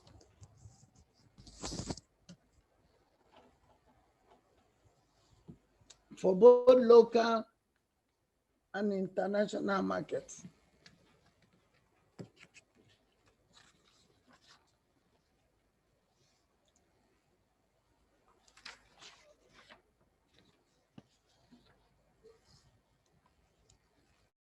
Lessons from COVID-19. COVID is a good example of change brought about through natural occurrence. The situation is far from over because as the number reduces in some regions, is increasing in other regions.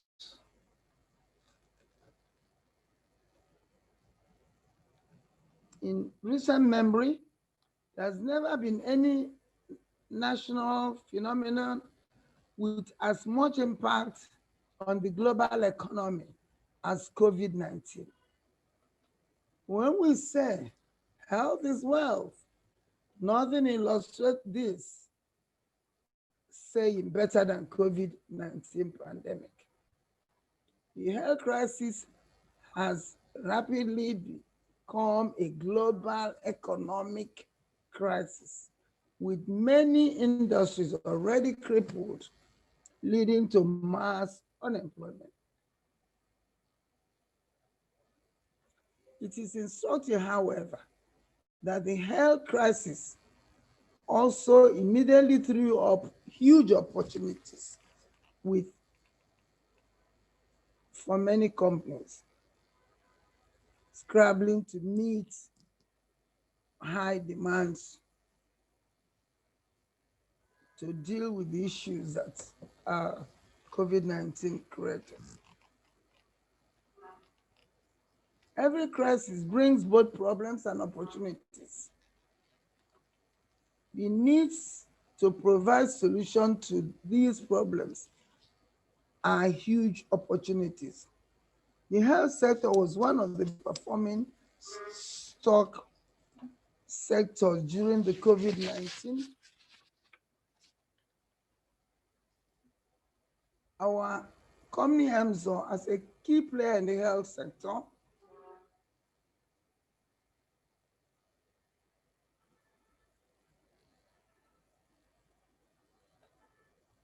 explored the opportunities, and we intensified efforts on research and development and making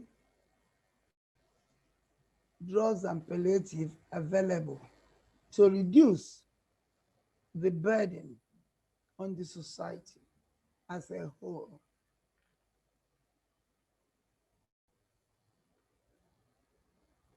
However, these kind of opportunities are never presented on a platter of gold.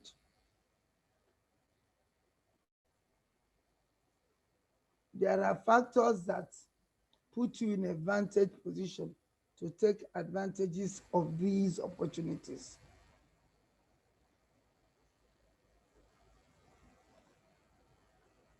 We have to be lean, fit, and responsive.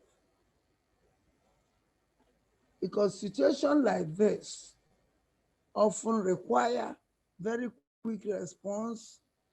Companies must therefore be adaptive and structured in such a way to be able to move and act quickly. We must be visionary. We must always act with an eye on the future and always realize that nothing is cast on stone. The pandemic has enabled us to explore larger markets, for instance, with our Cerelink, a brand of sanitizer, which we created during the last Ebola outbreak in Nigeria.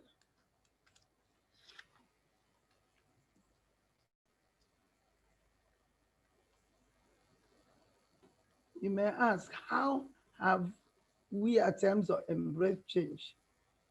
And what is the attitude towards change?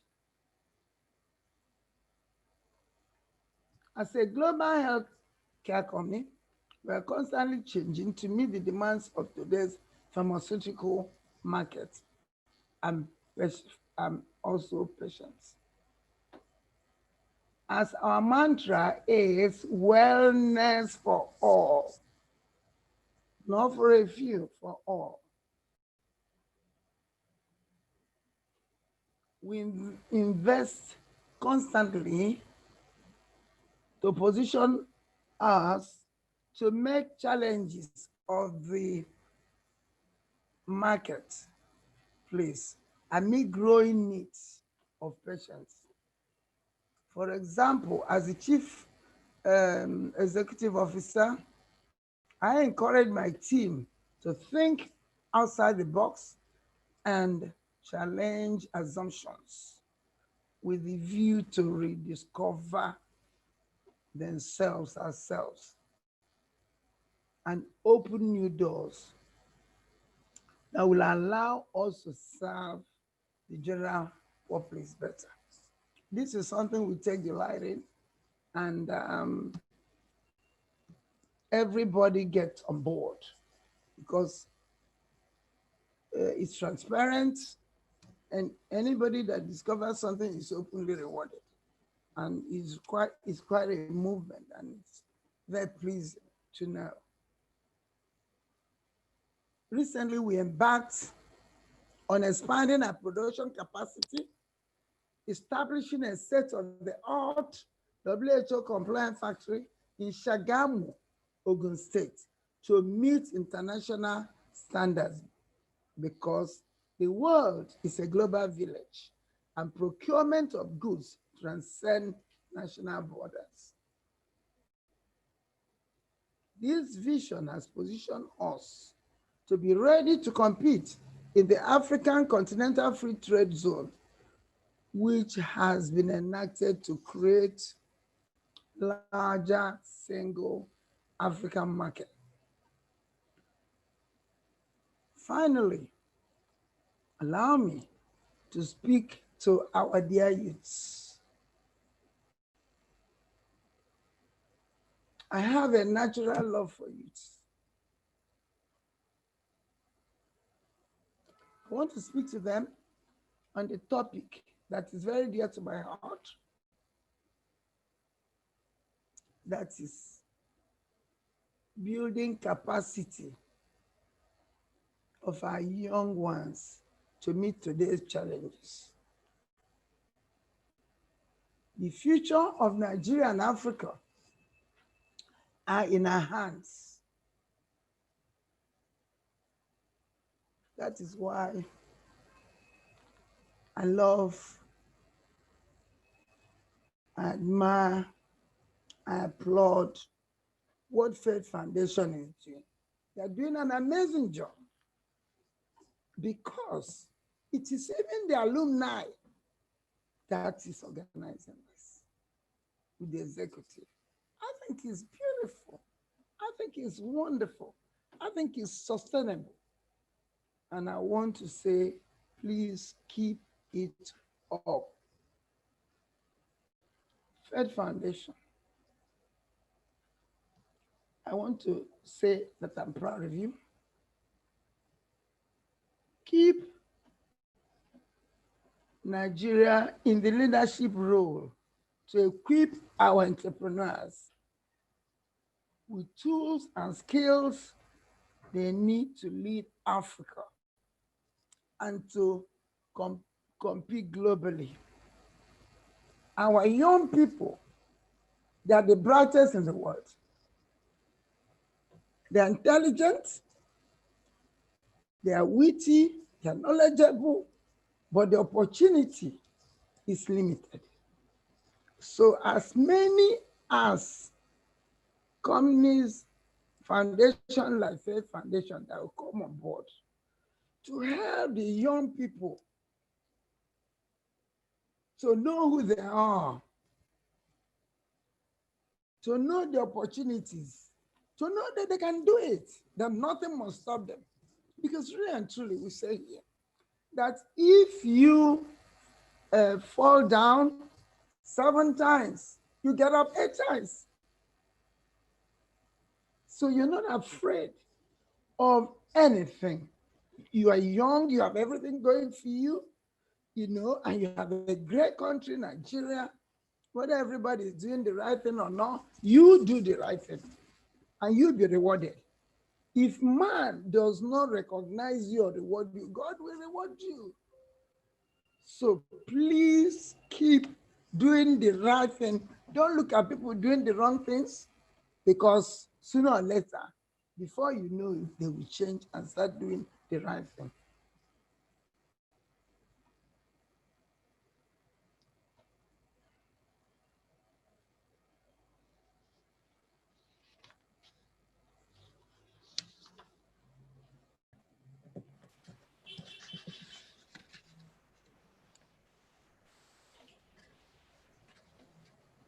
Five more minutes, ma'am. All right.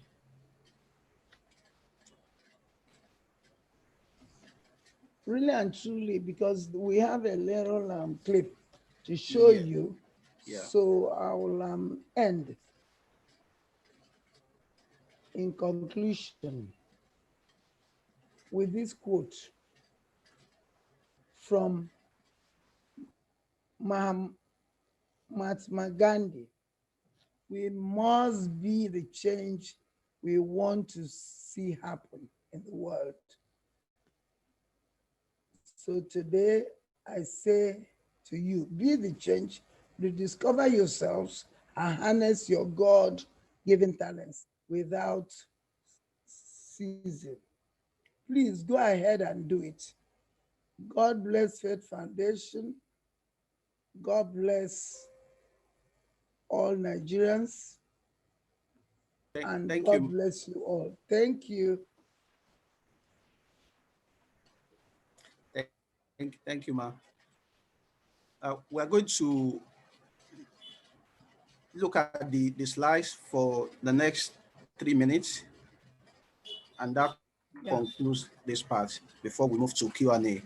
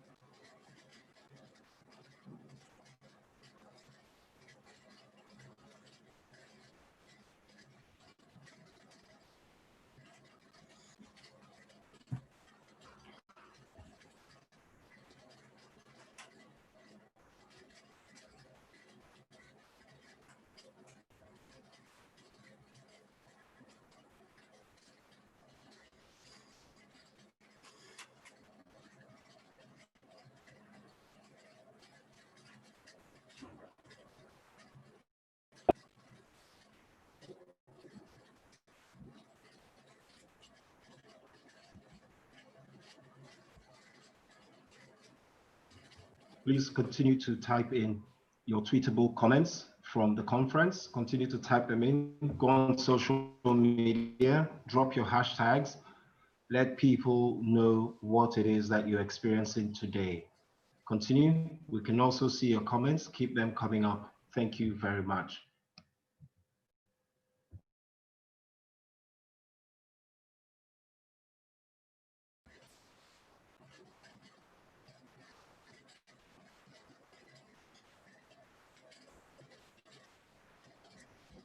Yeah.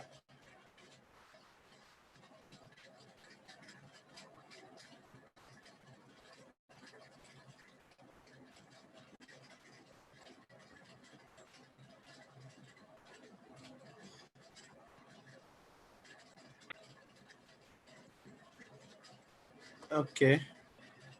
Thank you so much, ma'am. The slides we just looked at is the story of EMSO, and I hope you really enjoyed it, and we could learn from the story. Why Dr. Okoli was presenting, definitely a lot of questions.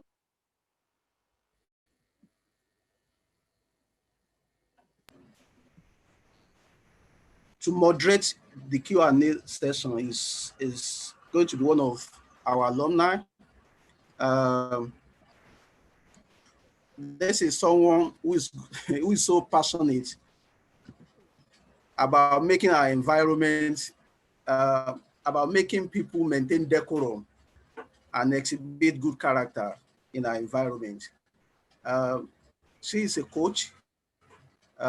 She runs a business full-time, and she is one of our alumni at Faith Foundation, particularly EEP 25. Her name is Kanyin Adio-Moses. Kanyin, over to you, please. Unmute your mic. Okay, yeah, thank you. All right, thank you so much, Mr. Fatai. I hope you can hear me loud and clear. Good afternoon, Ma, Dr. Okoli. An absolute pleasure to be with you this afternoon, and thank you very much for sharing your profound words with us. Out of everything that you shared, such meaty content, but I like your charge to the youth where you said there's so many opportunities. We are embodied with a lot of skills, but one thing that you said was you always do the right thing, even if nobody else is doing it, and you try to be the change that you want to be. I'm part of the Faith family. I'm an alumni myself. And so that charge, I'm taking it away with me today. And I possibly speak for a lot of the alumni that are present on this platform today. So thank you very much, Ma. I'm sure we'll be getting a lot of questions from all those that are present from different industries. So there'll be diverse questions as I take the question and answer segment. But just to start off, I would just like to ask you, I know healthcare was one of the thriving industries during the pandemic period. I don't believe that there's anyone here that doesn't know Emzo Pharmaceuticals, the successful brand and company that you have built. Can you maybe share with us, Ma, some ways that you have empowered your staff during the last 6 months? There may be somebody on this platform thinking, I own a company, I myself, the business owner, is feeling very overwhelmed. Have you had to maybe create a leaner human resources structure? Have you had to let a couple of people go? What are some of the things that Emzo has done? Perhaps we can learn from some of those. Over to you, ma'am. Thank you very much. Is it Kanyin? Coin Solar. It's Coin Solar Coin. Coin. Yes, ma'am. Okay, Coin, thank you very much. It's encouraging to see young, vibrant lady, obviously, it's a young man as well, like you. Thank you. It's wonderful.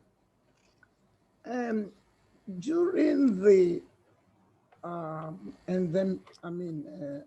lockdown, I think, it was challenging for everyone.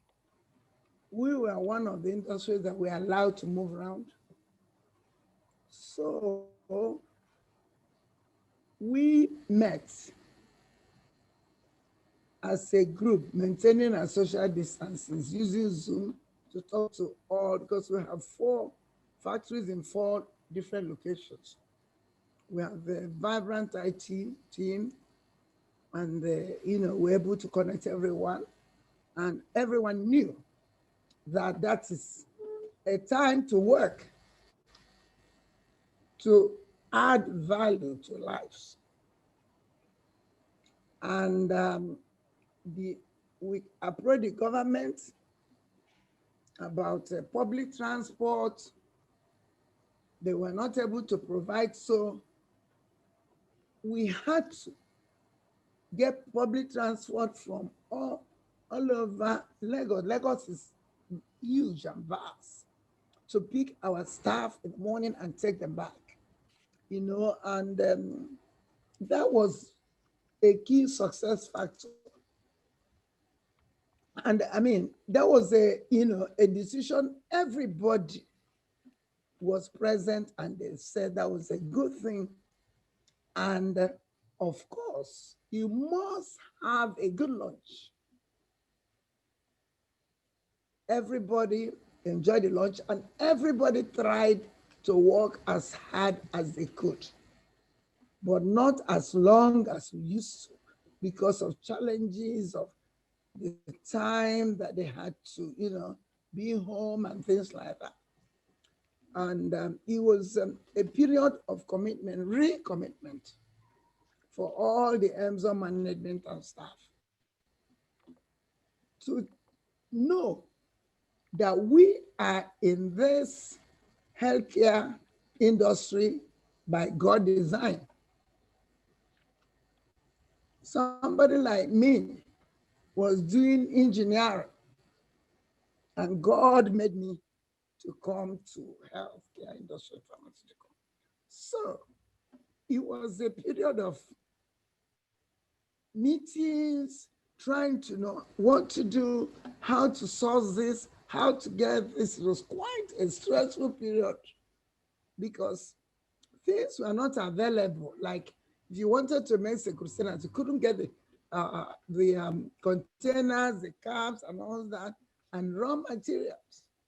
It was China first, so all the raw materials we were getting from China, we couldn't get them.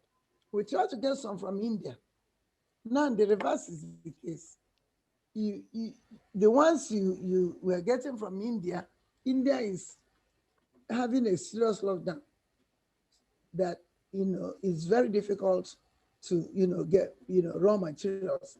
And that is why it's very important that we, Nigerians, we, EMSO, we, pharmaceutical industries, and have to have our own raw material plants so that we can be making raw materials for our own use here. This is something that I presented to the government about 30 years ago when I was starting, but to today, we have not gotten a positive reply, except for the recent CBN move that, we are trying to see how we can, really. So I don't know if I've answered your question. I could, Yes, Matt, you definitely have. Thank you very much for sharing with us sort of the modifications that EMSO has made during this period, getting transportation for your staff, providing them with meals, modifying the working hours. Thank you very much for sharing that with us. Just likewise for myself as well, the size of my company cannot be compared to EMSO in whatever shape or form. I run a very micro enterprise. But for us, previously, 99% of our work would have been doing physical training, physical client facing, but we had to very quickly look at what was on ground, come up with ways that we could serve our clients remotely. And a lot of the work that we're doing now, that transition has helped us be able to do our work remotely, operate on a very lean but efficient framework. So it's really good to learn what you have done at EMSA. Thank you very much, Ma. I'd like to see a bit more questions coming in. We have such a great expert here, and Mrs. Okoli is, will be sharing her wealth of knowledge with us this afternoon. I also just want to ask from the point of view of somebody that also might be on this platform this afternoon thinking, well, Mrs. Okoli, Dr. Okoli, I beg your pardon, EMSO is well established. I don't have those funds to provide meals for my employees. I don't have the funds to provide transportation for them. We are struggling at the moment in terms of their bottom line and maybe meeting everyday expenses. But the reality is they still have to work. Would there be any advice that you would give maybe a small enterprise in whatever field? I want this to be quite versatile and to appeal to different segments of people. But somebody who is struggling with their funds or their cash flow at the moment, can you maybe share any thoughts or advice for us, Ma, as to how that person can be sustained throughout this period and beyond? Thank you very much, Queen. I want to point out that when EMSO was getting buses for the staff and feeding, it wasn't because our cash flow was buoyant. It was because this is something we had to do. When you look at the performances during that period, you will know that obviously it's not, they weren't done because, there are a lot of cash flow. But what I will advise, I don't know, it's hard to advise generally, but during the pandemic, people started doing things. I know that the nose mask industry, those that were making clothes, found out that they can sew nose masks and they started sewing nose masks. So the other people were cooking food, they made more. And those that in IT, and there are a lot of Zoom for everything. And I think, that's a great achievement. So people could actually see where they can without, I don't know, the pocket business, I'm not quite sure about. But whatever you can do, lay your hands and do, encourage your people wherever they are. Maybe they're outside Lagos, you know, let them do what they can wherever they are, if they could move. Because it's movement that was, I think, the major, difficulty that period. I don't know if I answered your question. Do you want me Yes, to answer? you have definitely answered that. I think the key takeaway from what you have said is to pivot. I like the example you use. A lot of fashion makers, those that already had tailors, transition very quickly into making nose masks, gloves, PPE equipment. So you have to move with the trends. Find out what your hands can do, as Dr. Okoli has said, and empower your staff to be able to do that as well. We have some more questions here, Ma, and I know that hiring talent is a huge problem, not just for us here in Africa, particularly with the state of our education and other things, but around the world. How do you identify the right kind of talent? Do you have a recruitment team? EMSO is renowned. You must have a great team around you that supports your systems, your processes, and your policies. How do you find the right kind of people to work with you at EMSO?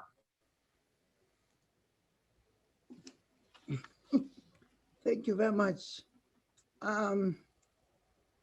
We conduct interviews, and most of the time, you may not find the match, but attitude is everything. You know, if you have for attitude, they have good attitude, you train them. And because another thing, some people have no opportunities at all. So it's difficult for them maybe to, really perform credibly in an interview, formal interview, setting. So we hire for attitude, and we have almost a training school that we train and retrain. And I challenge myself, I challenge all head of departments, all managers. Your job is to train people to be better than you.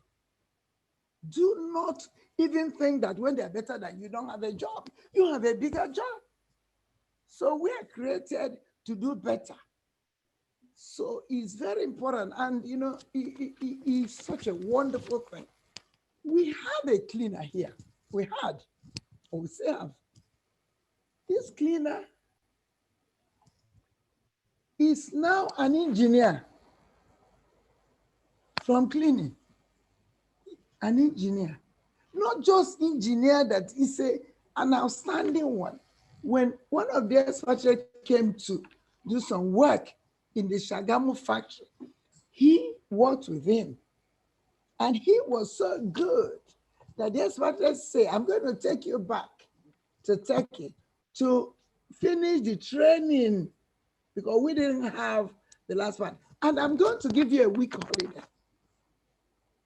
So, there are so many people out there that you train them. Some of them didn't have opportunity to go to very good schools, but they have what it takes in them. And if they have the right attitude, you train them and they can go places. So I think training is very important. We have hiring, obviously companies, but you don't usually find the people ready to go. But if they have a good attitude, you start teaching them and they learn. And they learn very fast. Very fast. Thank you so much, Ma.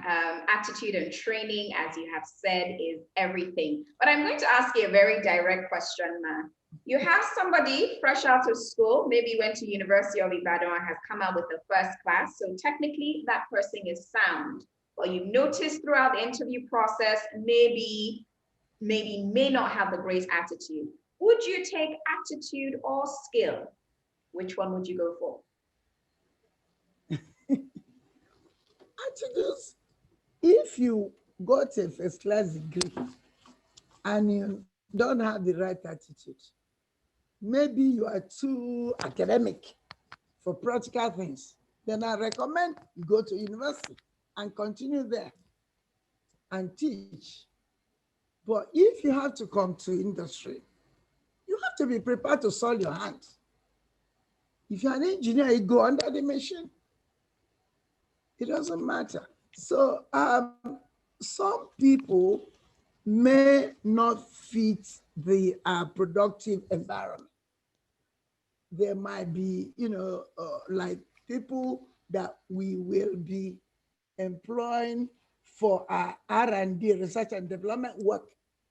They may be more suited for that. So I go back to attitude. I go back to checking what you're best at. All right, Ma. Okay. Thank you so much, Ma. I'll take some questions from our community.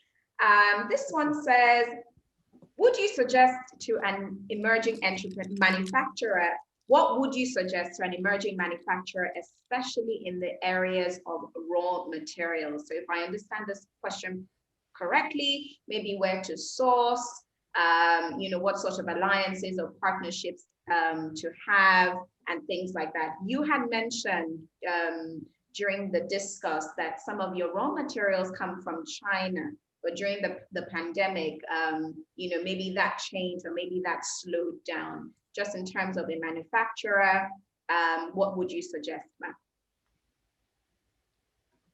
Thank you very much, and I don't know the section of manufacturing they are thinking about, because some raw materials may be available in Nigeria, depending on, would you know the area of manufacturing that they have indicated is the pharmaceutical?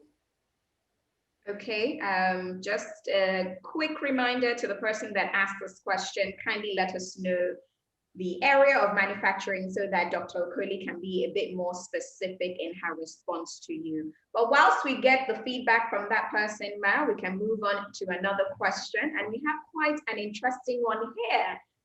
Paul is asking, are you going to join the race for COVID vaccine?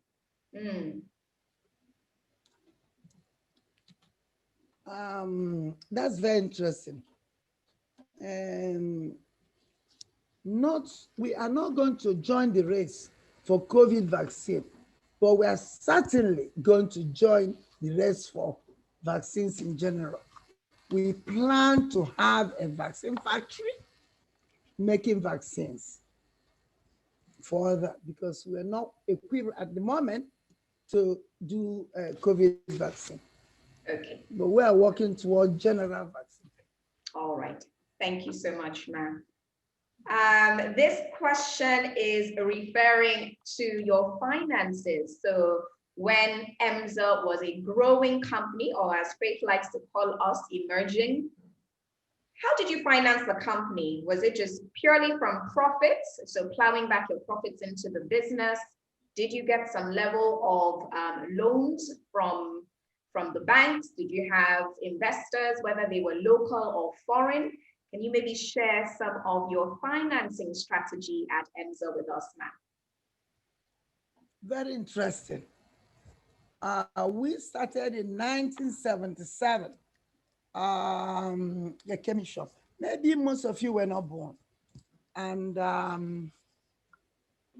chemist shop in Falagoro in Yabai, address of Lagos. And I started it with 4,000 naira. 4,000, yeah. And my father had a lot of people he helped. As a young man that had money, he sent quite a lot of people to university abroad. Some of them are doctors. They struggled to help me. When they heard I wanted to start business, but I did not take it. I told my father, I said, 4,000 is more than enough, to start a chemist shop then. All it takes is when you run out, you rush to the wholesalers and get whatever, you know. So you keep building your stock. So from retail, went to, you know, a phase of importation. I took a loan of 100,000 naira from First Bank to fund the first import. And for the factory, we had enough money to start the factory. So we didn't need to borrow to start the factory. But when we continued and continued, it was so vast what has to be done. So all the money we had got exhausted, and we had to borrow money from the banks to continue. And we borrowed, first of all, First Bank was, you know, where we started, Bank of Industry, and private sector fund. And now we have a partner who invested in the company. It's, I don't know if I answered your question, because it's really very important. When you're talking to young people, I like 4,000 story. I like it, you know, because no matter how small amount of money you have, don't use it to go and buy a shebi. Don't use it to go and make it up. Don't use it, please. Use it if you are entrepreneurial. Buy a little thing you sell, you get another one, you buy, you keep increasing, small, small, small, small. Okay. You know? Thank you so much, Ma, for sharing the 4,000 story with us. And I'm sure a lot of us are listening. The don't buy ashwabi, don't spend all the money on makeup resonates with me. So I'm sure it resonates with a lot of females there. So thank you for reiterating that. Thank you very much, Ma.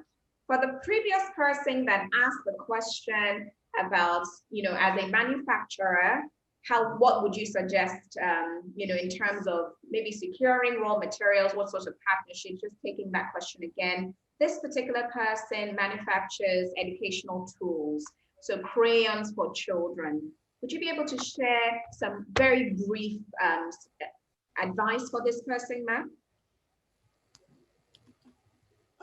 Crayon for schools. I think I'll look it up. Okay, no problem. The lady or gentleman, why don't you go to Google and find out where those raw materials are? I'm not sure if there is anyone in Nigeria. They could be, colors and things, because I don't really have an answer for educational material. But the important thing is try, and you will succeed. Because there are other people that are also in that business. If you join Manufacturers Association of Nigeria, whether at the junior level, you have a group that may be doing school papers and everything. Someone. And another thing I want to stress, please, and I'm glad I remembered it, do not be shy. Do not withhold yourself. Always reach out. Ask. If they don't help you, don't worry. Continue. One day somebody will. Continue. Thank you so much, ma'am. Thank you. Thank you, ma'am. Thank you. And thank you for just, hitting the nail on the head and saying that don't be afraid to reach out. The worst that can happen is a no, and the best is a yes. So you always want to try. We have a number of questions, but I'd like to keep the conversation balanced. And there's one here that is asking, and I'm sure that we can all learn from your expertise and knowledge, not just business-wise, but personally as well. And we would like to know, how do you manage the home front, your You're notable in the industry. You are notable in Nigeria. You've built a successful brand. Can you maybe share with us some nuggets on how you manage your home, especially parenting with building a successful business? Repeat that. I'm not quite sure that I got everything. All right, Matt. The question is, okay, yes. How do you manage the home front with building a successful business? So how are you able to balance all of it? Building a successful business, and the other one is? And managing your home or managing your personal life. Okay. Yes, ma'am, your home. Okay. Managing home is an art. And God, when he made a woman, he made men, please, I'm sorry, but I mean, I just want to, he made a woman very versatile. I remember when my children were going to school, because I'm a grandmother now, obviously, I used to have a cooker, and it has 6 different, sections. Each and every one of them, I cook different things before I go to work. So you cannot afford to neglect your home. Everything must be done to make sure that your home is stable. Then we had house helps that were very reliable, but you don't even depend on your house help. You have to plan, because if you have to go to work, everybody must be your husband, your children must be catered for. So as the home is important, is the bedrock of the family. You have to respect your home, respect your husband, respect your children, cater for everyone. And it has to be, a home that fears God. The fear of God is the beginning of wisdom. So when you are at work, your mind is settled because you've done your bit there. And when you go back, no stress. You just enjoy your dinner and some music or something and tell stories. I don't know. Would that answer the question? Thank you very much, Ma. It seems like you have a great support system. So that seems like you have a great support system. So that was really good advice. Thank you very much, Ma. I'll go into our next question. And this one is asking about, you've built a great structure at EMSA. We all know that. You've empowered thousands of people. And I like the example that you shared of the cleaner.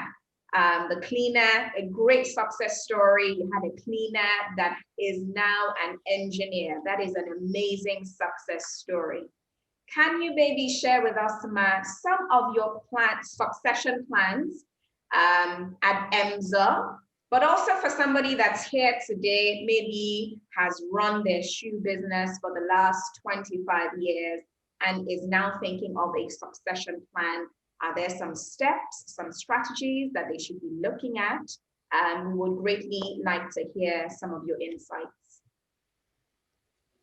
Succession plan is very important because you may have done a great job, but if you don't have people to take over from you, when you are not able to do the job, then the business may not succeed. So we do succession planning. Usually a manager, you will have 3 people shadowing the manager, learning from the manager. So if the manager retires, one of them should be, able to take over. Similarly, the chief executive, you have people that, managers that are shadowing him or her, and the same thing would happen So succession plan is very important. And I think we need a lot to learn in Africa in succession planning. I don't think we get it as right as we should. Okay. All right. Thank you, Ma. As we have just learned, succession planning is very important.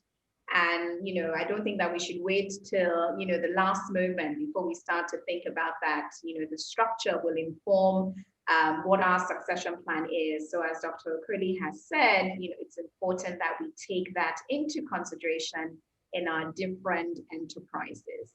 I'll take this question, Ma, again on the issue of vaccines, but this time not on COVID. Is EMZO at all looking at vaccines in the area of livestock medication?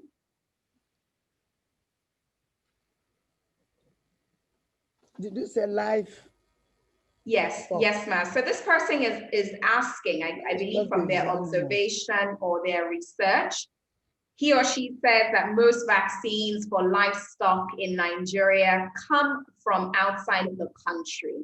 Just on the back of that, is EMZO looking at the area of livestock medication and vaccine? Thank you very much. Actually, last week, or is it this week? Today's Friday. Okay, we were discussing with some vaccine companies abroad about tech transfer and things like that. And the one we're talking about, we thought they were farmer, but they're actually livestock. And I said, do you know this will be easier than farmer? But with this question, I'm going to go back and talk to them some more who are thinking of farmer. Because during the polio, because at the moment we are representing some companies that, have vaccines to sell. And that's why we feel that we should start making vaccines in Nigeria. But the livestock vaccine, I think will be easier. So I think it's a wonderful question. Thank you. All right. Thank you, Ma. So to the person that asked that, please look out for that. Dr. Okoli is going to have more conversations with the different stakeholders at EMZO. Thank you so much, Ma. Our time is gradually coming to an end. It's been an amazing discussion, just sharing from you, learning from your wealth of knowledge and expertise, and we could go on and on. So very grateful for your time, Ma. But before I let you go, you shared a life mantra from Gandhi, which said, be the change that you want to see. We would like to know some of your life mantras, maybe some key principles that have brought you this far, something that you do in your lifestyle. Please share some of those with us. What are some of the principles that you live by, any key mantras, some of the ethics that you would say are, Dr. Stella Okoli, we know her, integrity is her watchword. Please share some of those with us before we let you go. Thank you very much. It's important to know who you are. Very, very important. Some people are lucky to have parents that help them to know who they are. Because your social, what do you call this? Not social media, the WhatsApp. So because some conversation has to happen on WhatsApp, then I have to use WhatsApp. And that was, I don't know how I saw it. And the gentleman was talking about black and white. I was asking some people, black child, white child. I said, my God, what's this? And they were saying they like the black, they like the white child, they don't like. I said, my goodness, they should be. Because when I was growing up, my father, I was born in Canada, I'm proud of it. I enjoyed my time there. My father was in charge of UAC, and he had the Granite Pyramids, biggest one, and always won a prize. And the expatriates gave him USC to manage. And they brought a lot of young Europeans to learn from him. And I was young. So that's what I met. So I cannot, start thinking, oh, this person is better than me. For what reason is that? So we have to know that we can do everything through God that strengthens us. We never say, oh, this is impossible. This is not impossible. God makes everything impossible. And I cannot go and do the wrong thing because somebody. No. Why? Why? So this is something that the young people must know. Don't, because your time will come. You trust God, your time will come. I mean, it's like I have a dual personality. I don't know. Inside I'm quiet. People don't see me. But when they see me, I don't know why. They think there's, So I think that people should know who they are, know what you believe in. Keep to it. No one should change you from the good you are to bad. It is something that all of us in Nigeria should join hands to help the young people. I can talk about my life and all that because I was privileged. The time I was born was a better time in a way of looking after children and morals than now. So it's a collective responsibility as Nigerians. I like what Trade Foundation is doing, for Ladiola. God will continue to bless him. I was trying to describe him. He creates, he lives. He go and create another one. He create, that is what, it's a big example to us. So I choose what I do. I can laugh and all that, but laughter should not lead you to a bad thing. I'm not a saint by any means, but I try my best. I try my best to take the best decision. And I can tell you why. I try my best to motivate people, because the better people you motivate and they can live a better life, the better for you, you get your blessing. So I don't know what your question is that you asked, but I'm excited to say that we should help Nigerians to be the best. When I see adverts about taking Nigerians out of Nigeria, going to another place, I say, you see, when they go there, they may be washing plates, they may be doing this for opportunities in our country. And I think your early debate was talking about what to do, government or no government. And I like what I heard, that do what you can do. Don't wait for anybody. That time will come when we all wake up to our responsibilities. Thank you so much, Ma, for sharing some of your life principles with us. Knowing who you are, having a sense of self-identity, just knowing that you can do everything, nothing is impossible, especially with God, helping others, especially your fellow Nigerians, to be the best that they can be, and just ensuring that you do your own part. Thank you very much, Ma, for sharing your life principles with us once again. Our time has come to an end. So from me and from the entire Faith team and everybody that is on this platform this afternoon, it's been an amazing conversation, Ma. Thank you very much for sharing some personal nuggets with us and also sharing with us how EMSA came to be.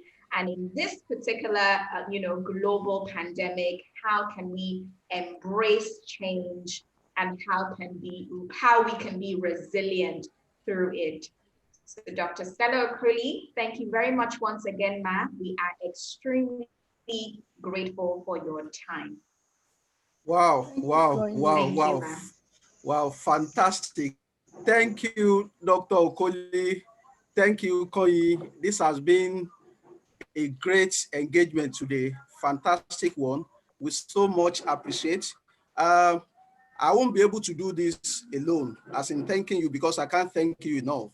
I'm going to call on our president, Faith Alumni President, Mr. Max Menkiti. Please, over to you, Mr. Max, to say thank you to our speaker and our moderator. Good afternoon, madam.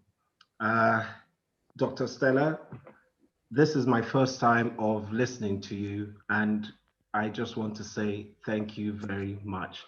Fantastic, fantastic presentation. Even made more powerful by the questions and the way the questions were asked by Coin. So thank you very much, Coinsola. I love the way you were able to get the questions. You framed them perfectly, and you were able to give them to Dr. Stella. I particularly enjoyed the Q&A sessions more. For me, that's for me, because I could pull specific things out. Madam, you've given us wonderful insights into your own personal life, some of your philosophies, how you run your home, how you coordinate things.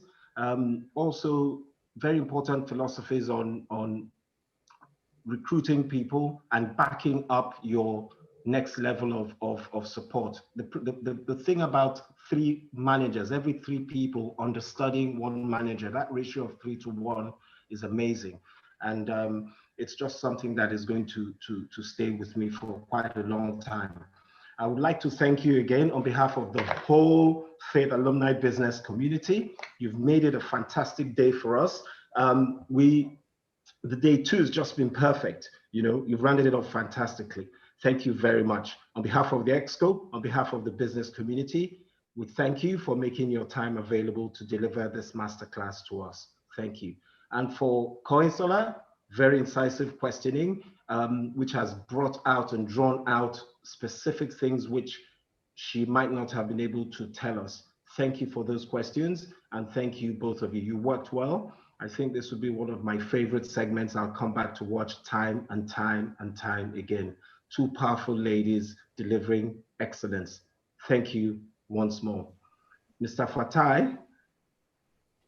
Mr. President, you still need to be on standby, because you are still the next person I'm going to call. Because you've made me a standby generator, right? Listen, let's do it. The next on our agenda, which is going to be the last item today, we've been talking about supporting our alumni community. And we told them earlier that we have a packed, schedule plan in terms of supporting the community going forward to be able to build resilience and, bounce back, do something better, and, move to the next level in their businesses. To unveil what we have in our plan, I'm still going to call on the president, is the one that can say it better. So, Mr. Max, please, over to you to unveil our business recovery plan for Faith Alumni community. Over to you, Mr. President. Hello, Faith Business Alumni community. It's now time for me to share what exactly we have been doing in the background as your EXCO to make your business a success. Over the last year, after we were inaugurated in September, myself and my EXCO, excuse me, myself and my EXCO teammates, we got to work very quickly to find out what alumni business people needed. What were the challenges we were facing? So we ran a lot of surveys, we ran polls by email, by MailChimp, on WhatsApp, and we tried to get as much information back from every member as much as we could across all the different years and across all the whole span of different classes that Faith Foundation offers. So we started collating that information and we started coming up with ideas. Bear in mind that our focus is the mandate as your exco to help you become better at business. The results and of all the data we've collated were now designed into separate intervention and should I say courses, etc. However, we were ready in March to meet with you and to begin to unleash some of these wonderful ideas to the community. However, as you know, COVID came in March, and so that stopped everything. Now, while most things were stopped in Nigeria, we, the Exco, quickly went digital and we continued to meet and we continued to think. We had to look at what we had said before to see if it still fit in the context of the new world that was emerging. There were a lot of things that were misaligned, and so we went back to work again to try and sample and look at what we felt would be a definitive way to help our businesses. So, ladies and gentlemen, members of the alumni, I'm very, very excited that after a lot of work in conjunction with the whole FATE team, we've been able to come out with something that we believe is going to help each and every one of us.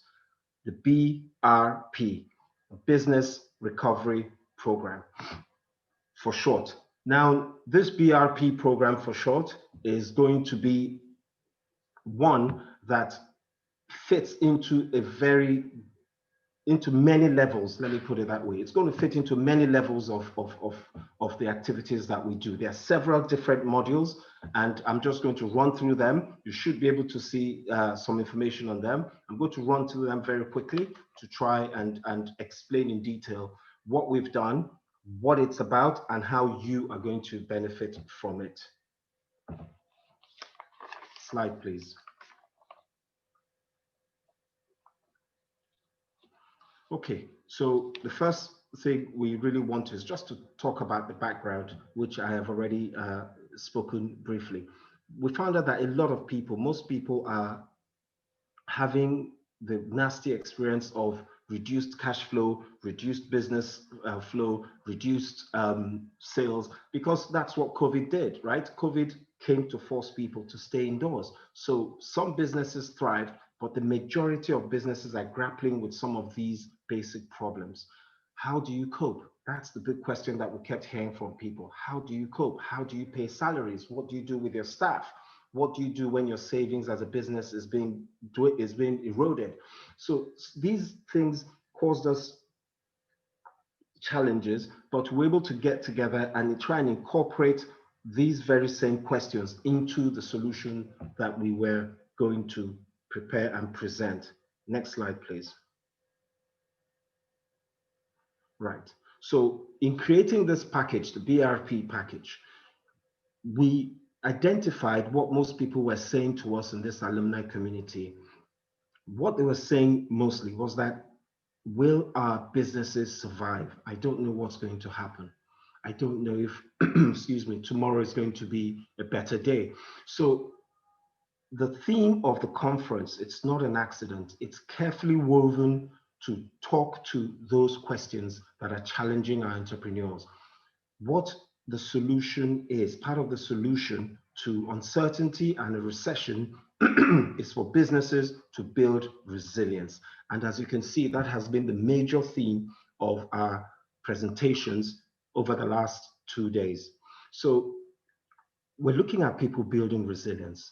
If your business can bulk up, build resistance, then you can survive the challenges that are coming. If you remember yesterday, one of our speakers, Nato, he said, recessions will always come. He talked about his own experience in 2008 when his business was hit, and he took us through some of the things that happened.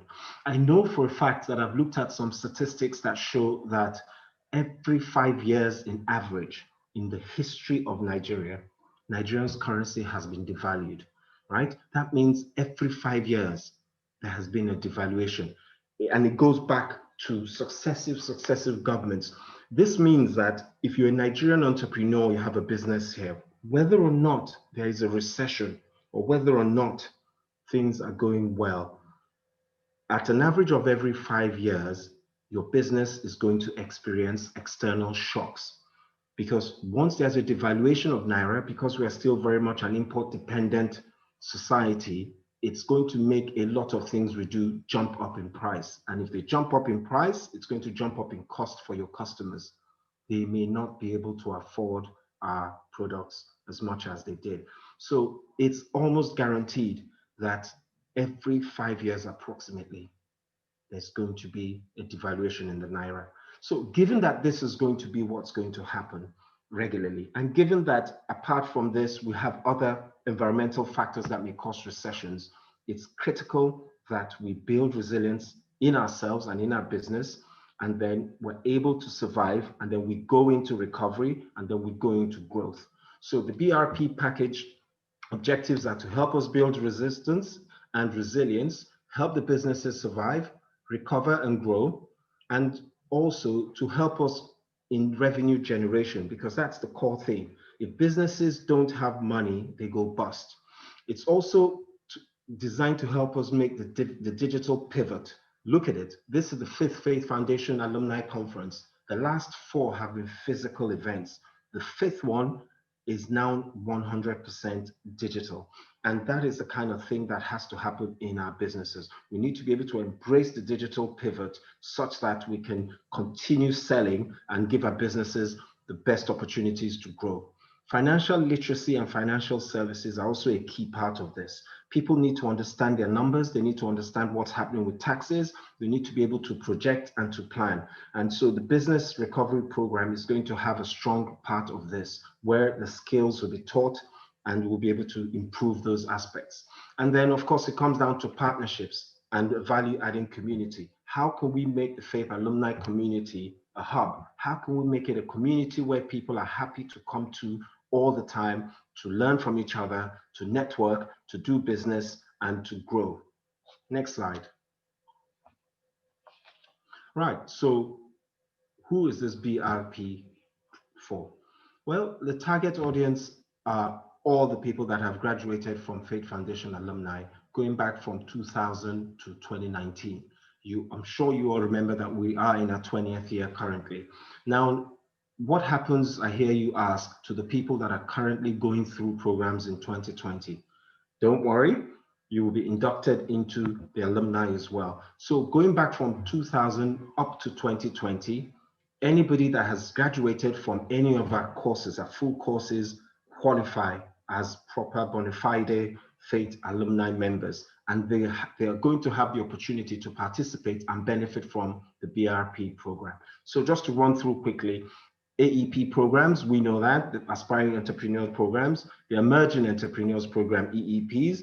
If you've also been part of the Institute for Venture Design Fellowship, the IVD, and then the Scale Up Lab Accelerator Program, and then things like the Orange Corners Incubator Programs as well, and then the TNE, the Next Economy Programs. You all get to be inducted into the alumni and can benefit. So here's the exciting part. What will this BRP cover? There, as you can see on the screen, they have about 5 or 6 core areas or more of that are designed to key into different aspects that would help us in different ways. I'm going to start from the resilience building workshop. Now, I'll try and take both of them quickly together. Resilience building workshop and the digital transformation workshop. To me, these are the meat of the BRP.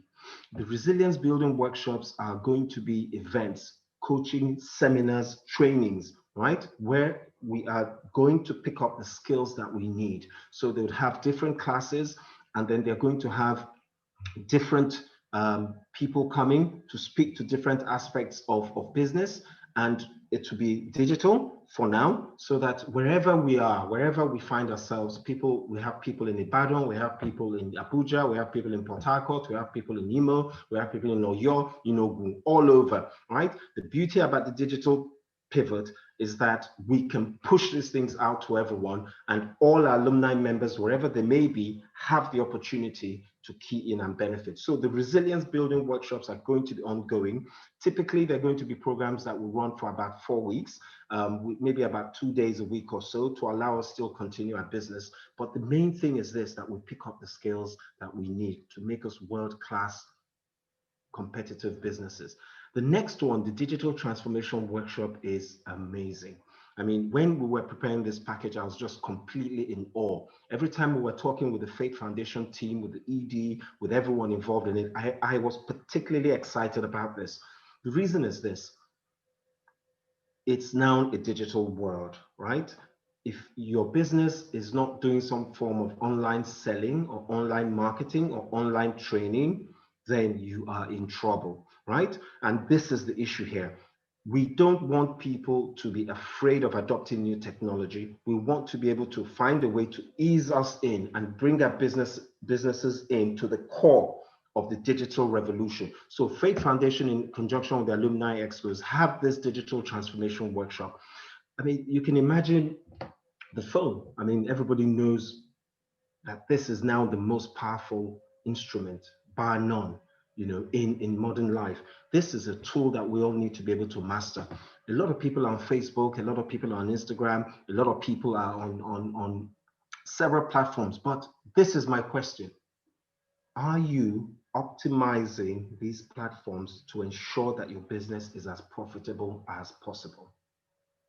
Regardless of what your answer is, the digital transformation workshop is designed to make sure that there are people that will take us through classes, through courses, to teach us exactly how to use Facebook and market, how to use Instagram, what to do, how to get data, what sort of things we should be putting on. The idea is that we are now able to bring our businesses out digitally and expose them and become masters of the game and leapfrog over our other competitors who are still waiting for things to go back to the old normal. Now, let me continue on from there. Okay, yes, of course, e-commerce as well. It's not just about the marketing, the digital transformation workshops. It's not just about the marketing aspects or the posting or getting comments or getting noticed. It's also about e-commerce. There are going to be aspects that we need to know about e-commerce. You know, what platforms do we use? What is PayPal about? How do we integrate? Is it Remita or any of the other pay packages, Paystack, etc.? You know, so it's a very strong package, and I think at the moment, I'm proud to say that Faith Foundation is one of the only organizations that are doing this kind of thing for their members. I'll talk more about that later, but let me run through the slides because of time. So the next one is remote consulting and advisory. What are we doing here? Part of what discussions we had amongst ourselves and with some of you when we talked to you and when we sampled your opinions, there are a lot of minefields in business, right? There are things that we don't actually know, but these things are important. Things like tax situations, things like legal situations, etc. These can actually pull the rug from underneath our businesses. So what we're doing here is to bring in a module, an opportunity that allows every Faith Foundation alumni to be able to get access to remote consulting. So you should be able to talk to top tax people, whatever your issues are, you have someone to talk to, legal situations, HR situations.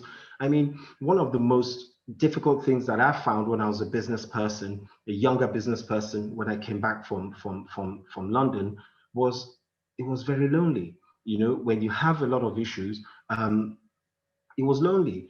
It's difficult when you're facing the taxman and you're trying to do your payroll and someone resigns and someone drops off and you're trying to do your books. The tendency was for me to move to areas of my strength and, of course, ignore things like taxes or legal stuff. Or in fact, the business was maybe too small then. I didn't even have a company lawyer on my team, you know. And so whenever we had issues with the landlord, with rent increases or with contracts, etc., it always caused major stress. Now, in order to help the alumni community, we're bringing out this remote consulting and advisory. So even if you don't have the 24-hour standby lawyer and you can't afford one, you still have the opportunity to be able to link one up for some conversations. And hopefully you'll be able to get the kind of professional advice that will help keep your business going and help you move to the next level.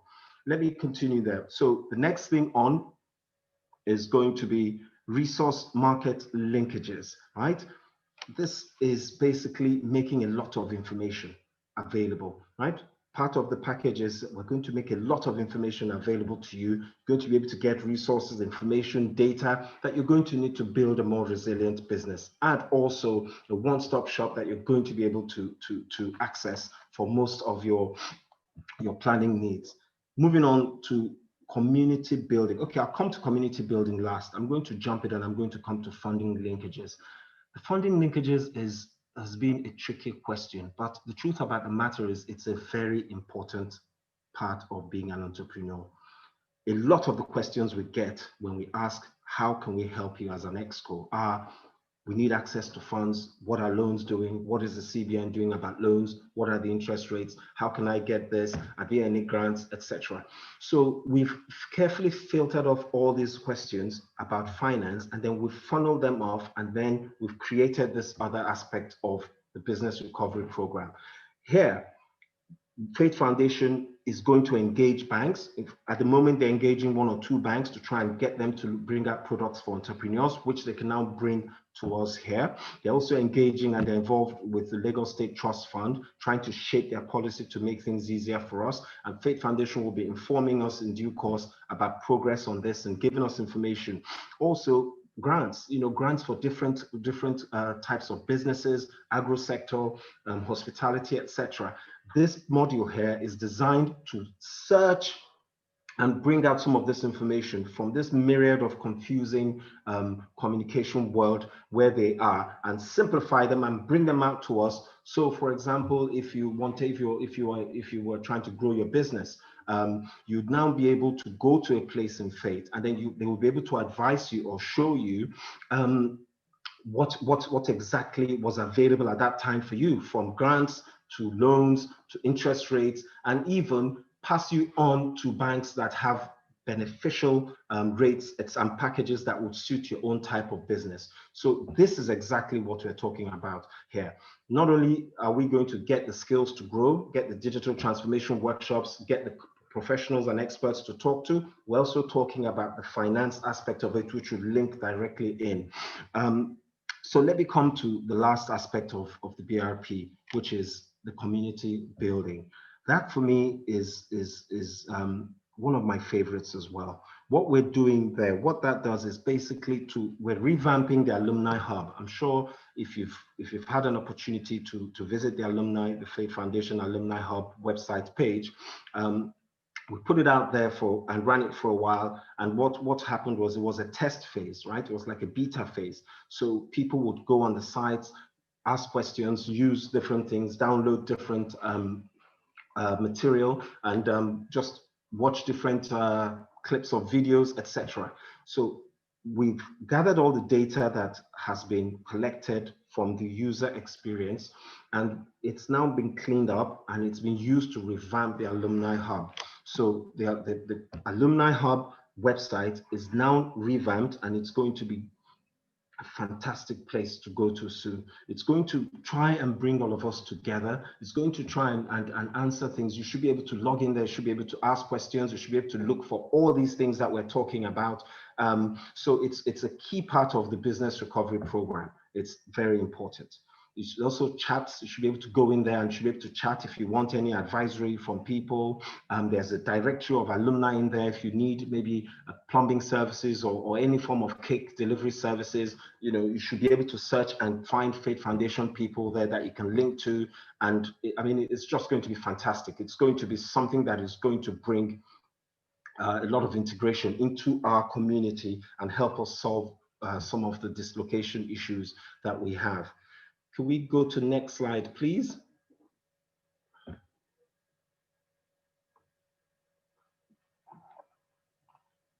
Next slide, please.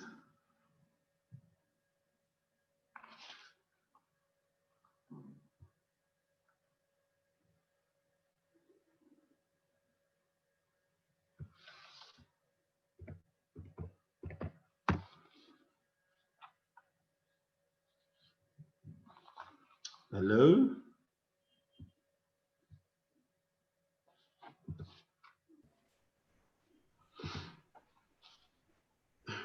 Okay, Fatai, can you hear me? Yes, I can. Okay. I guess the internet is a bit slow. That could be the reason why it's okay. All right, that's fine. Yeah, you know, you have to keep an eye on this. Okay, so thank you. Did he jump a slide? I think there's a slide before. Yeah, what's the next one after this? Other key strategies. Do we have that? Okay, that's it, coming soon. So I talked about the Alumni Hub there, revamping the Alumni Hub to serve you better. I talked about that already, business and alumni directory.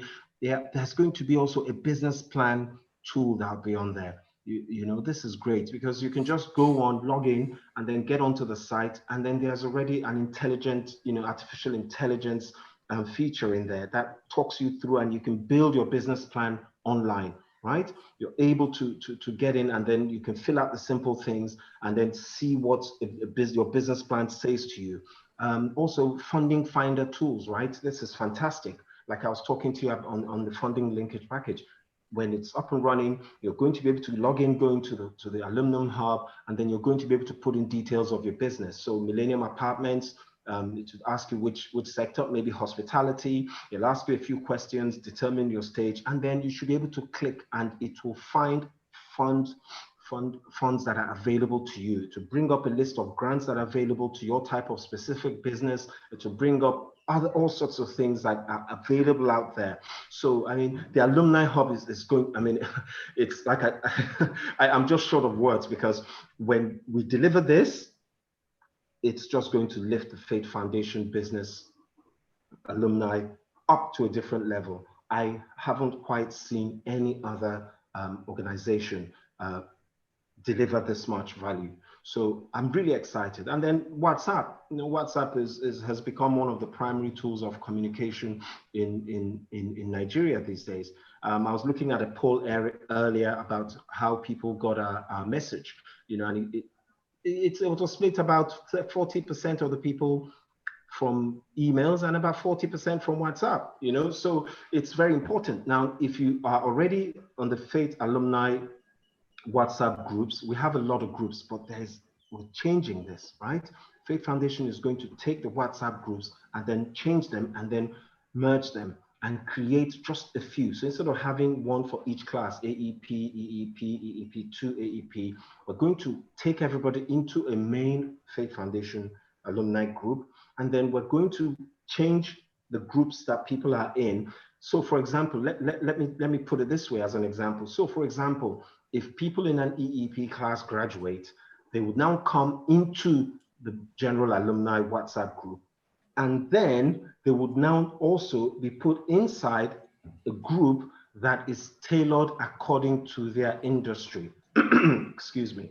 So people are now going to find themselves in groups, not just in groups according to which class they took or which program they ran, but they would now be put into sector-driven groups. So for example, for me in hospitality, I would now be in a hospitality type of group, right? Because the value from the conversations there are going to be much, much, much higher. The value I would get from other people talking, exchanging ideas and sharing problems would be much better than if I were in a large scattered group, and where a lot of the things that might have been posted in a particular day might not be of any particular relevance to me. So there's going to be a review and a restructure of how the WhatsApp groups lie, with the perspective of delivering more value by putting us into sector and industry-led sections. So, yep, structured engagement and resource linking. Of course, it's going to be easier to push out things to groups if they align themselves under distinct sectors. Next slide. Okay, so a lot of talk. There's much more that we can go on about, but essentially I've tried to capture the essence of the BRP. Look, let me give you the kicker. There's a kicker that I haven't said. Are you ready? Okay. The BRP program that the Fate Alumni Exco and the Fate team have designed is a very expensive program to subscribe to, because all these things, I mean, look at the numerous workshops, the skill building workshops, digital transformation, etc. Each of these modules cost. But here's the fantastic thing, and this is what I want to say proudly. Faith Foundation are doing it for free for members of the alumni community. It's free now, so you guys, I'm just excited. It's completely free. All the modules, all the modules.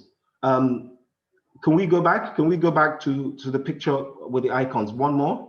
That's it. I mean, look at that. The resilience building workshops, there's going to be so much in it. I mean, a 2 to 3 to 4 week study experience, different teachers all across. You can get it everywhere. It's going to be digital. You have the opportunity to record it. Even the digital transformation workshops, just the Instagram module alone, I mean, could skyrocket your business sales by 50, 60, 100%. And then imagine the whole combination. So you can imagine all that, going to all those programs, and you're working out there, and then you're doing the resilience programs as well on the other side. And when you have issues, you flip to the remote consulting and advisory services, and you're getting the information that you need on HR, on legal issues, on taxes issues. Then you're part of the alumni hub there. You're able to look at information, and you're able to find people that you can trade with. I mean, it's unbelievable. Can we go to the last slide, please? Let's go to the last slide. I'm excited. Look, it's fantastic. Faith Foundation, we've been working on this. It's been difficult, but I really want to tell you that this 20th year, this COVID time, Faith Foundation has just been able to pull out the magic. Working along with us, the EXCO for the alumni representing you, I believe that this is particularly and singularly, without any second, the best program anyone can get now. That's just my belief. And you can probably tell because I'm very, very passionate, along with my EXCO members, right? It took us some time, but we think we have delivered a definitive program that is going to help us, right? No need for people to go on YouTube and be searching for foreign clips to watch. No need for people to be searching for clips from different universities. We've constructed and designed a complete program end to end that is going to ensure that wherever you are, at whatever level your business is, from startup, you know, if you're just starting, or if you're in the middle and you want to grow, you want to scale, there's going to be something that's going to engage with you and then lock you in and lift you up. This is a recession busting program. And that's my honest belief about it. And I've been so excited. And I'm really finally happy that today has come. So, ladies and gentlemen, thank you very much. It's been my singular pleasure as the president of this community, alongside with my hardworking EXCO members and the dynamic Faith team, to be able to bring the BRT program. If you think this is nice and you think it's for you, let's see it. I'd love to have your feedback, because that also helps us. So go to the chat boxes. I want you to tell us what you think about this. While also I want to mention, Faith Foundation has made sure that this is essentially digital, right? And it's taken a lot of work. Part of the reason is because we don't want to leave any part of our people in Nigeria out. Cross River, I saw you guys logging in today. I saw you guys from Kwara. I saw you guys from Ibadan. I even saw some people from Philippines. I saw people from all over the world, right? Being digital and being so robust and being so complete means it doesn't matter. Even if you have to leave your state to go somewhere else, you're able to use your phone and still continue your course. You're able to use your phone and dial back in, you know, to get whatever it is that you need. So it's a very robust package. Let us know what you think. The chat box is open. Let us know. Do you think it's a good idea? Let us know. Do you think that it's not such a good idea? Let us know. We, the EXCO, are here to serve you, and we believe that we've done our best. It took some time because of the delays with COVID, but I believe that COVID, like all true entrepreneurs, forced us to become better. And I think what we have at the end of the day is a fantastic program that is going to add value to everybody. If you're not a Faith Foundation alumni, what can I say? It may be time for you to think about joining us, right? So for those of you that are not Faith Foundation alumni, it doesn't matter where you are in terms of your business level. You know, you could be a startup, you could have a micro business, it doesn't matter. Why don't you come on in and join our community, right? So try come in and join us. And then we have programs for you. Once you finish them properly and you're focused and you become an alumni, boom, all these things are available to you. So comments are flying in. I'm just going to take 2 or 3. Kafilat, yes, he said definitely it's a good idea. You can't wait to become an alumnus. Hurry, it's time. Then another one, another question, how do I join? Okay, so let me just, if you go down to the last slide, the slide is gone, but I'm just going to read out from mine. Hit www.faithfoundation.org/BRP. BRP spelled Bravo Romeo Papa, right? So let me say it again. www.faithfoundation.org/BRP. Okay, and then on the we're going to also launch in October the powerful site that is going to integrate all these things. So keep going, go to faithfoundation.org/BRP. I'm sure someone's going to be typing it in down there. So with that having been said, congratulations, my entrepreneur. I hope the 2 days has been worth the wait. Like all good things, we've kept the best for the last. I'm now going to hand back over to, Mr. Fatai, and I'll be standing by to answer questions if there are any. Thank you very much. Thank you, Fatai. Thank you so much, our president. We really appreciate you. Thank you so much. To close out on the program today, I want to call on our very own executive director, who is the engine room of the foundation, to come and put everything in perspective to close the conference for this year, and just stamp whatever we've done so far. So my executive director, Etiquette Adeyemi, over to you, please. Your video turned on and mic on mute. Yes, I was waiting to get access. Can you hear me? Can everyone hear me? Yes, Fatai? We can hear you. We can hear you. We can hear you clearly. Fantastic. Good afternoon, everyone. This has been such a delightful learning program and experience. And as the president said, it's amazing what can happen with technology, About 3 months ago, we were not even sure we still wanted to do the conference, particularly because we've always done it in person, and it's really so personal, so engaging, and a lot of things happen. But I'm so happy, I'm so proud of everybody that has worked together to ensure that not only did this program happen, but that it was also successful. So thank you very, very, very much. I really have to start with everybody that has attended yesterday, is attending today, whether via Zoom, whether via YouTube too. Thank you so much. Thank you for coming. Thank you for joining. Thank you for participating. Thank you for engaging. We've gotten so many chats. I've gotten so many messages. I got a few calls yesterday. I got quite a lot of messages yesterday on WhatsApp in particular, regarding just the feedback from learnings, from experiences. And for us, like Mr. President said, picking the theme resilience was very deliberate. If you remember, Dr. That you have to be resilient, whether or not COVID. There are people that have had worse things happen to them that were even worse in terms of their businesses, that were even worse than build resilience as an individual, as an entrepreneur, and as a business leading other people.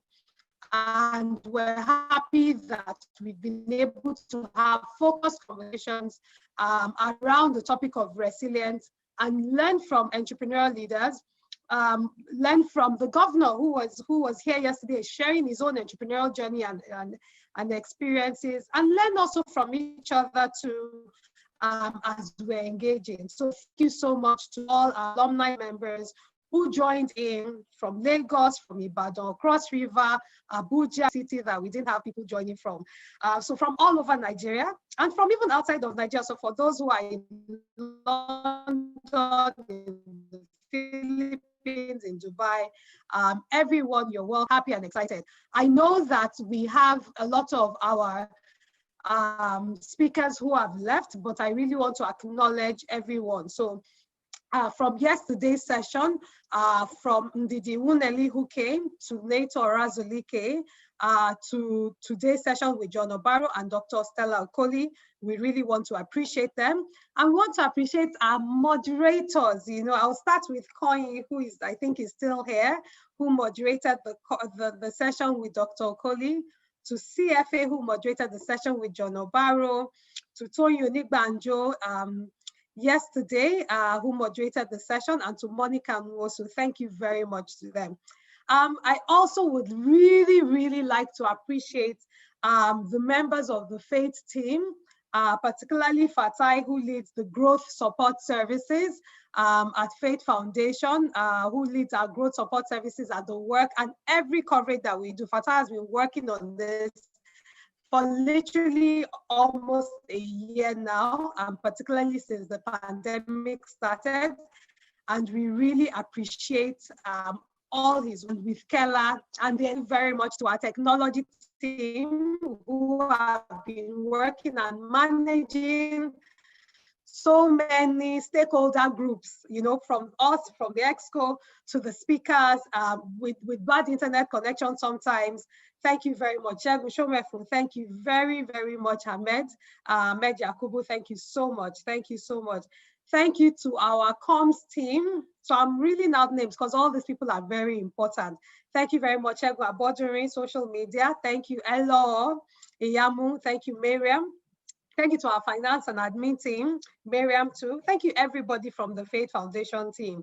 And I want to also acknowledge our chairman who came on yesterday, our founder, Mr. Fola Adiola, who continues to inspire us about the journey of resilience and staying power and building sustainable businesses, building sustainable organizations like FATE Foundation, and building succession planning also, and really building things that can live on even way beyond you. So thank you very much. And then also thank you very much to a number of our board members who joined. And I'd really like to acknowledge Mr. Yinka Sonia. I don't know if he's still on the platform, but thank you, Mr. Sonny, for joining us, and all our other directors who joined us at various times over the last 2 days. Last but not the least, I really have to thank the FATE Foundation Alumni Executive Committee. Thank you so much. You know, there are different things around people that because you can fly because people hold up your wings, and that in community, that's when we do much and that's when we do well. And we really are a village made up of different people supporting each other at every time. And I know that one of the best things that has happened to FATE in the last 2 years is our Alumni Executive Committee, ably led by Mr. Max Menkiti, our president, you know, and I really want to acknowledge the committee members literally since September, when they've been planning, there've been strategies, you know, and they put in a lot of time. And I have to say, they're not paid. They are not paid. They've invested their time, their resources, their energy, their expertise, and quite a lot of them already give time as volunteers, as facilitators, as mentors, you know, and then doing this. It's a lot of work. It's a lot of work. The last 3 weeks, we've literally been doing planning meetings from like 6 to sometimes 9 o'clock every evening or every other evening. So alumni members, please say thank you very much to your Alumni Exco Committee. They have really ensured that they represented you and represented your interests very well. So Mo Ibrahim, to Ngozi Okonkwo, to Clara Okoro, to Buki Barua, and to our entire EXCO team, thank you so much. You know, we're excited about the BRP program.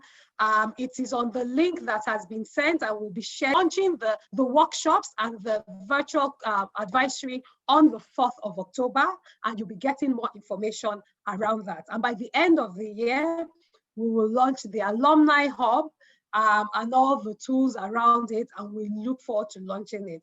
And speaking of the end of the year, please don't go. We are doing our 20th year celebrations, everyone. Our 20th year, Faith is 20. And so after the conference, we'll be hearing a lot about our celebrations. We are asking you to share your stories with us. As you can see, we're already sharing a lot of stories on social media with My Faith Stories, where we want to share as many stories as possible, sharing your stories of how you're growing, how faith impacted you and continues to impact you. So please let us share your stories. Reach out to any one of us if you want to share your stories. We will be able to share your stories and more. And then on the 3rd of December is our annual celebration and graduation. And COVID or not, we're celebrating it. Even if it may be largely virtual, we're still going to celebrate it because we're going to graduate a whole number of entrepreneurs this year, but celebrate our alumni and also celebrate our awards. And that's one of the things I want to end with. There's on the chat now is the link to our awards. We need your nominations for our awards for the Faith Alumni Model Entrepreneur, for the Faith Model Entrepreneur, for the SME Journalist of the Year. The award is closing this weekend. Please click on the link. And this award is only open internally to Faith. And please make sure that you put in your nominations there, please. We have sent this link a number of times. Please send it.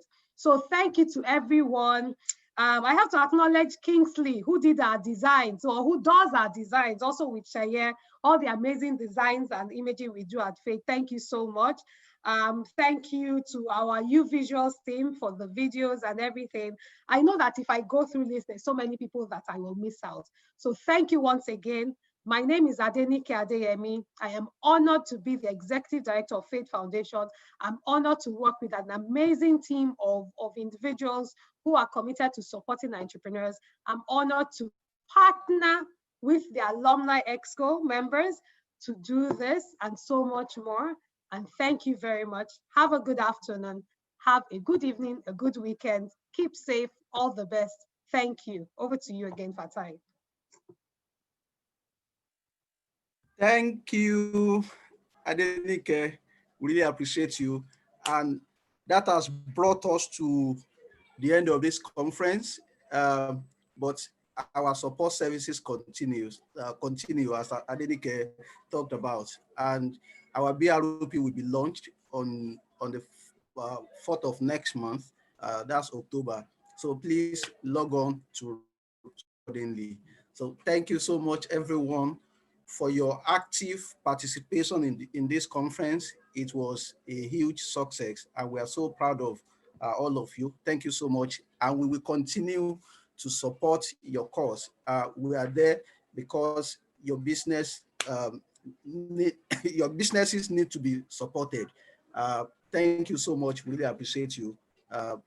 Bye, everyone. Thank you all.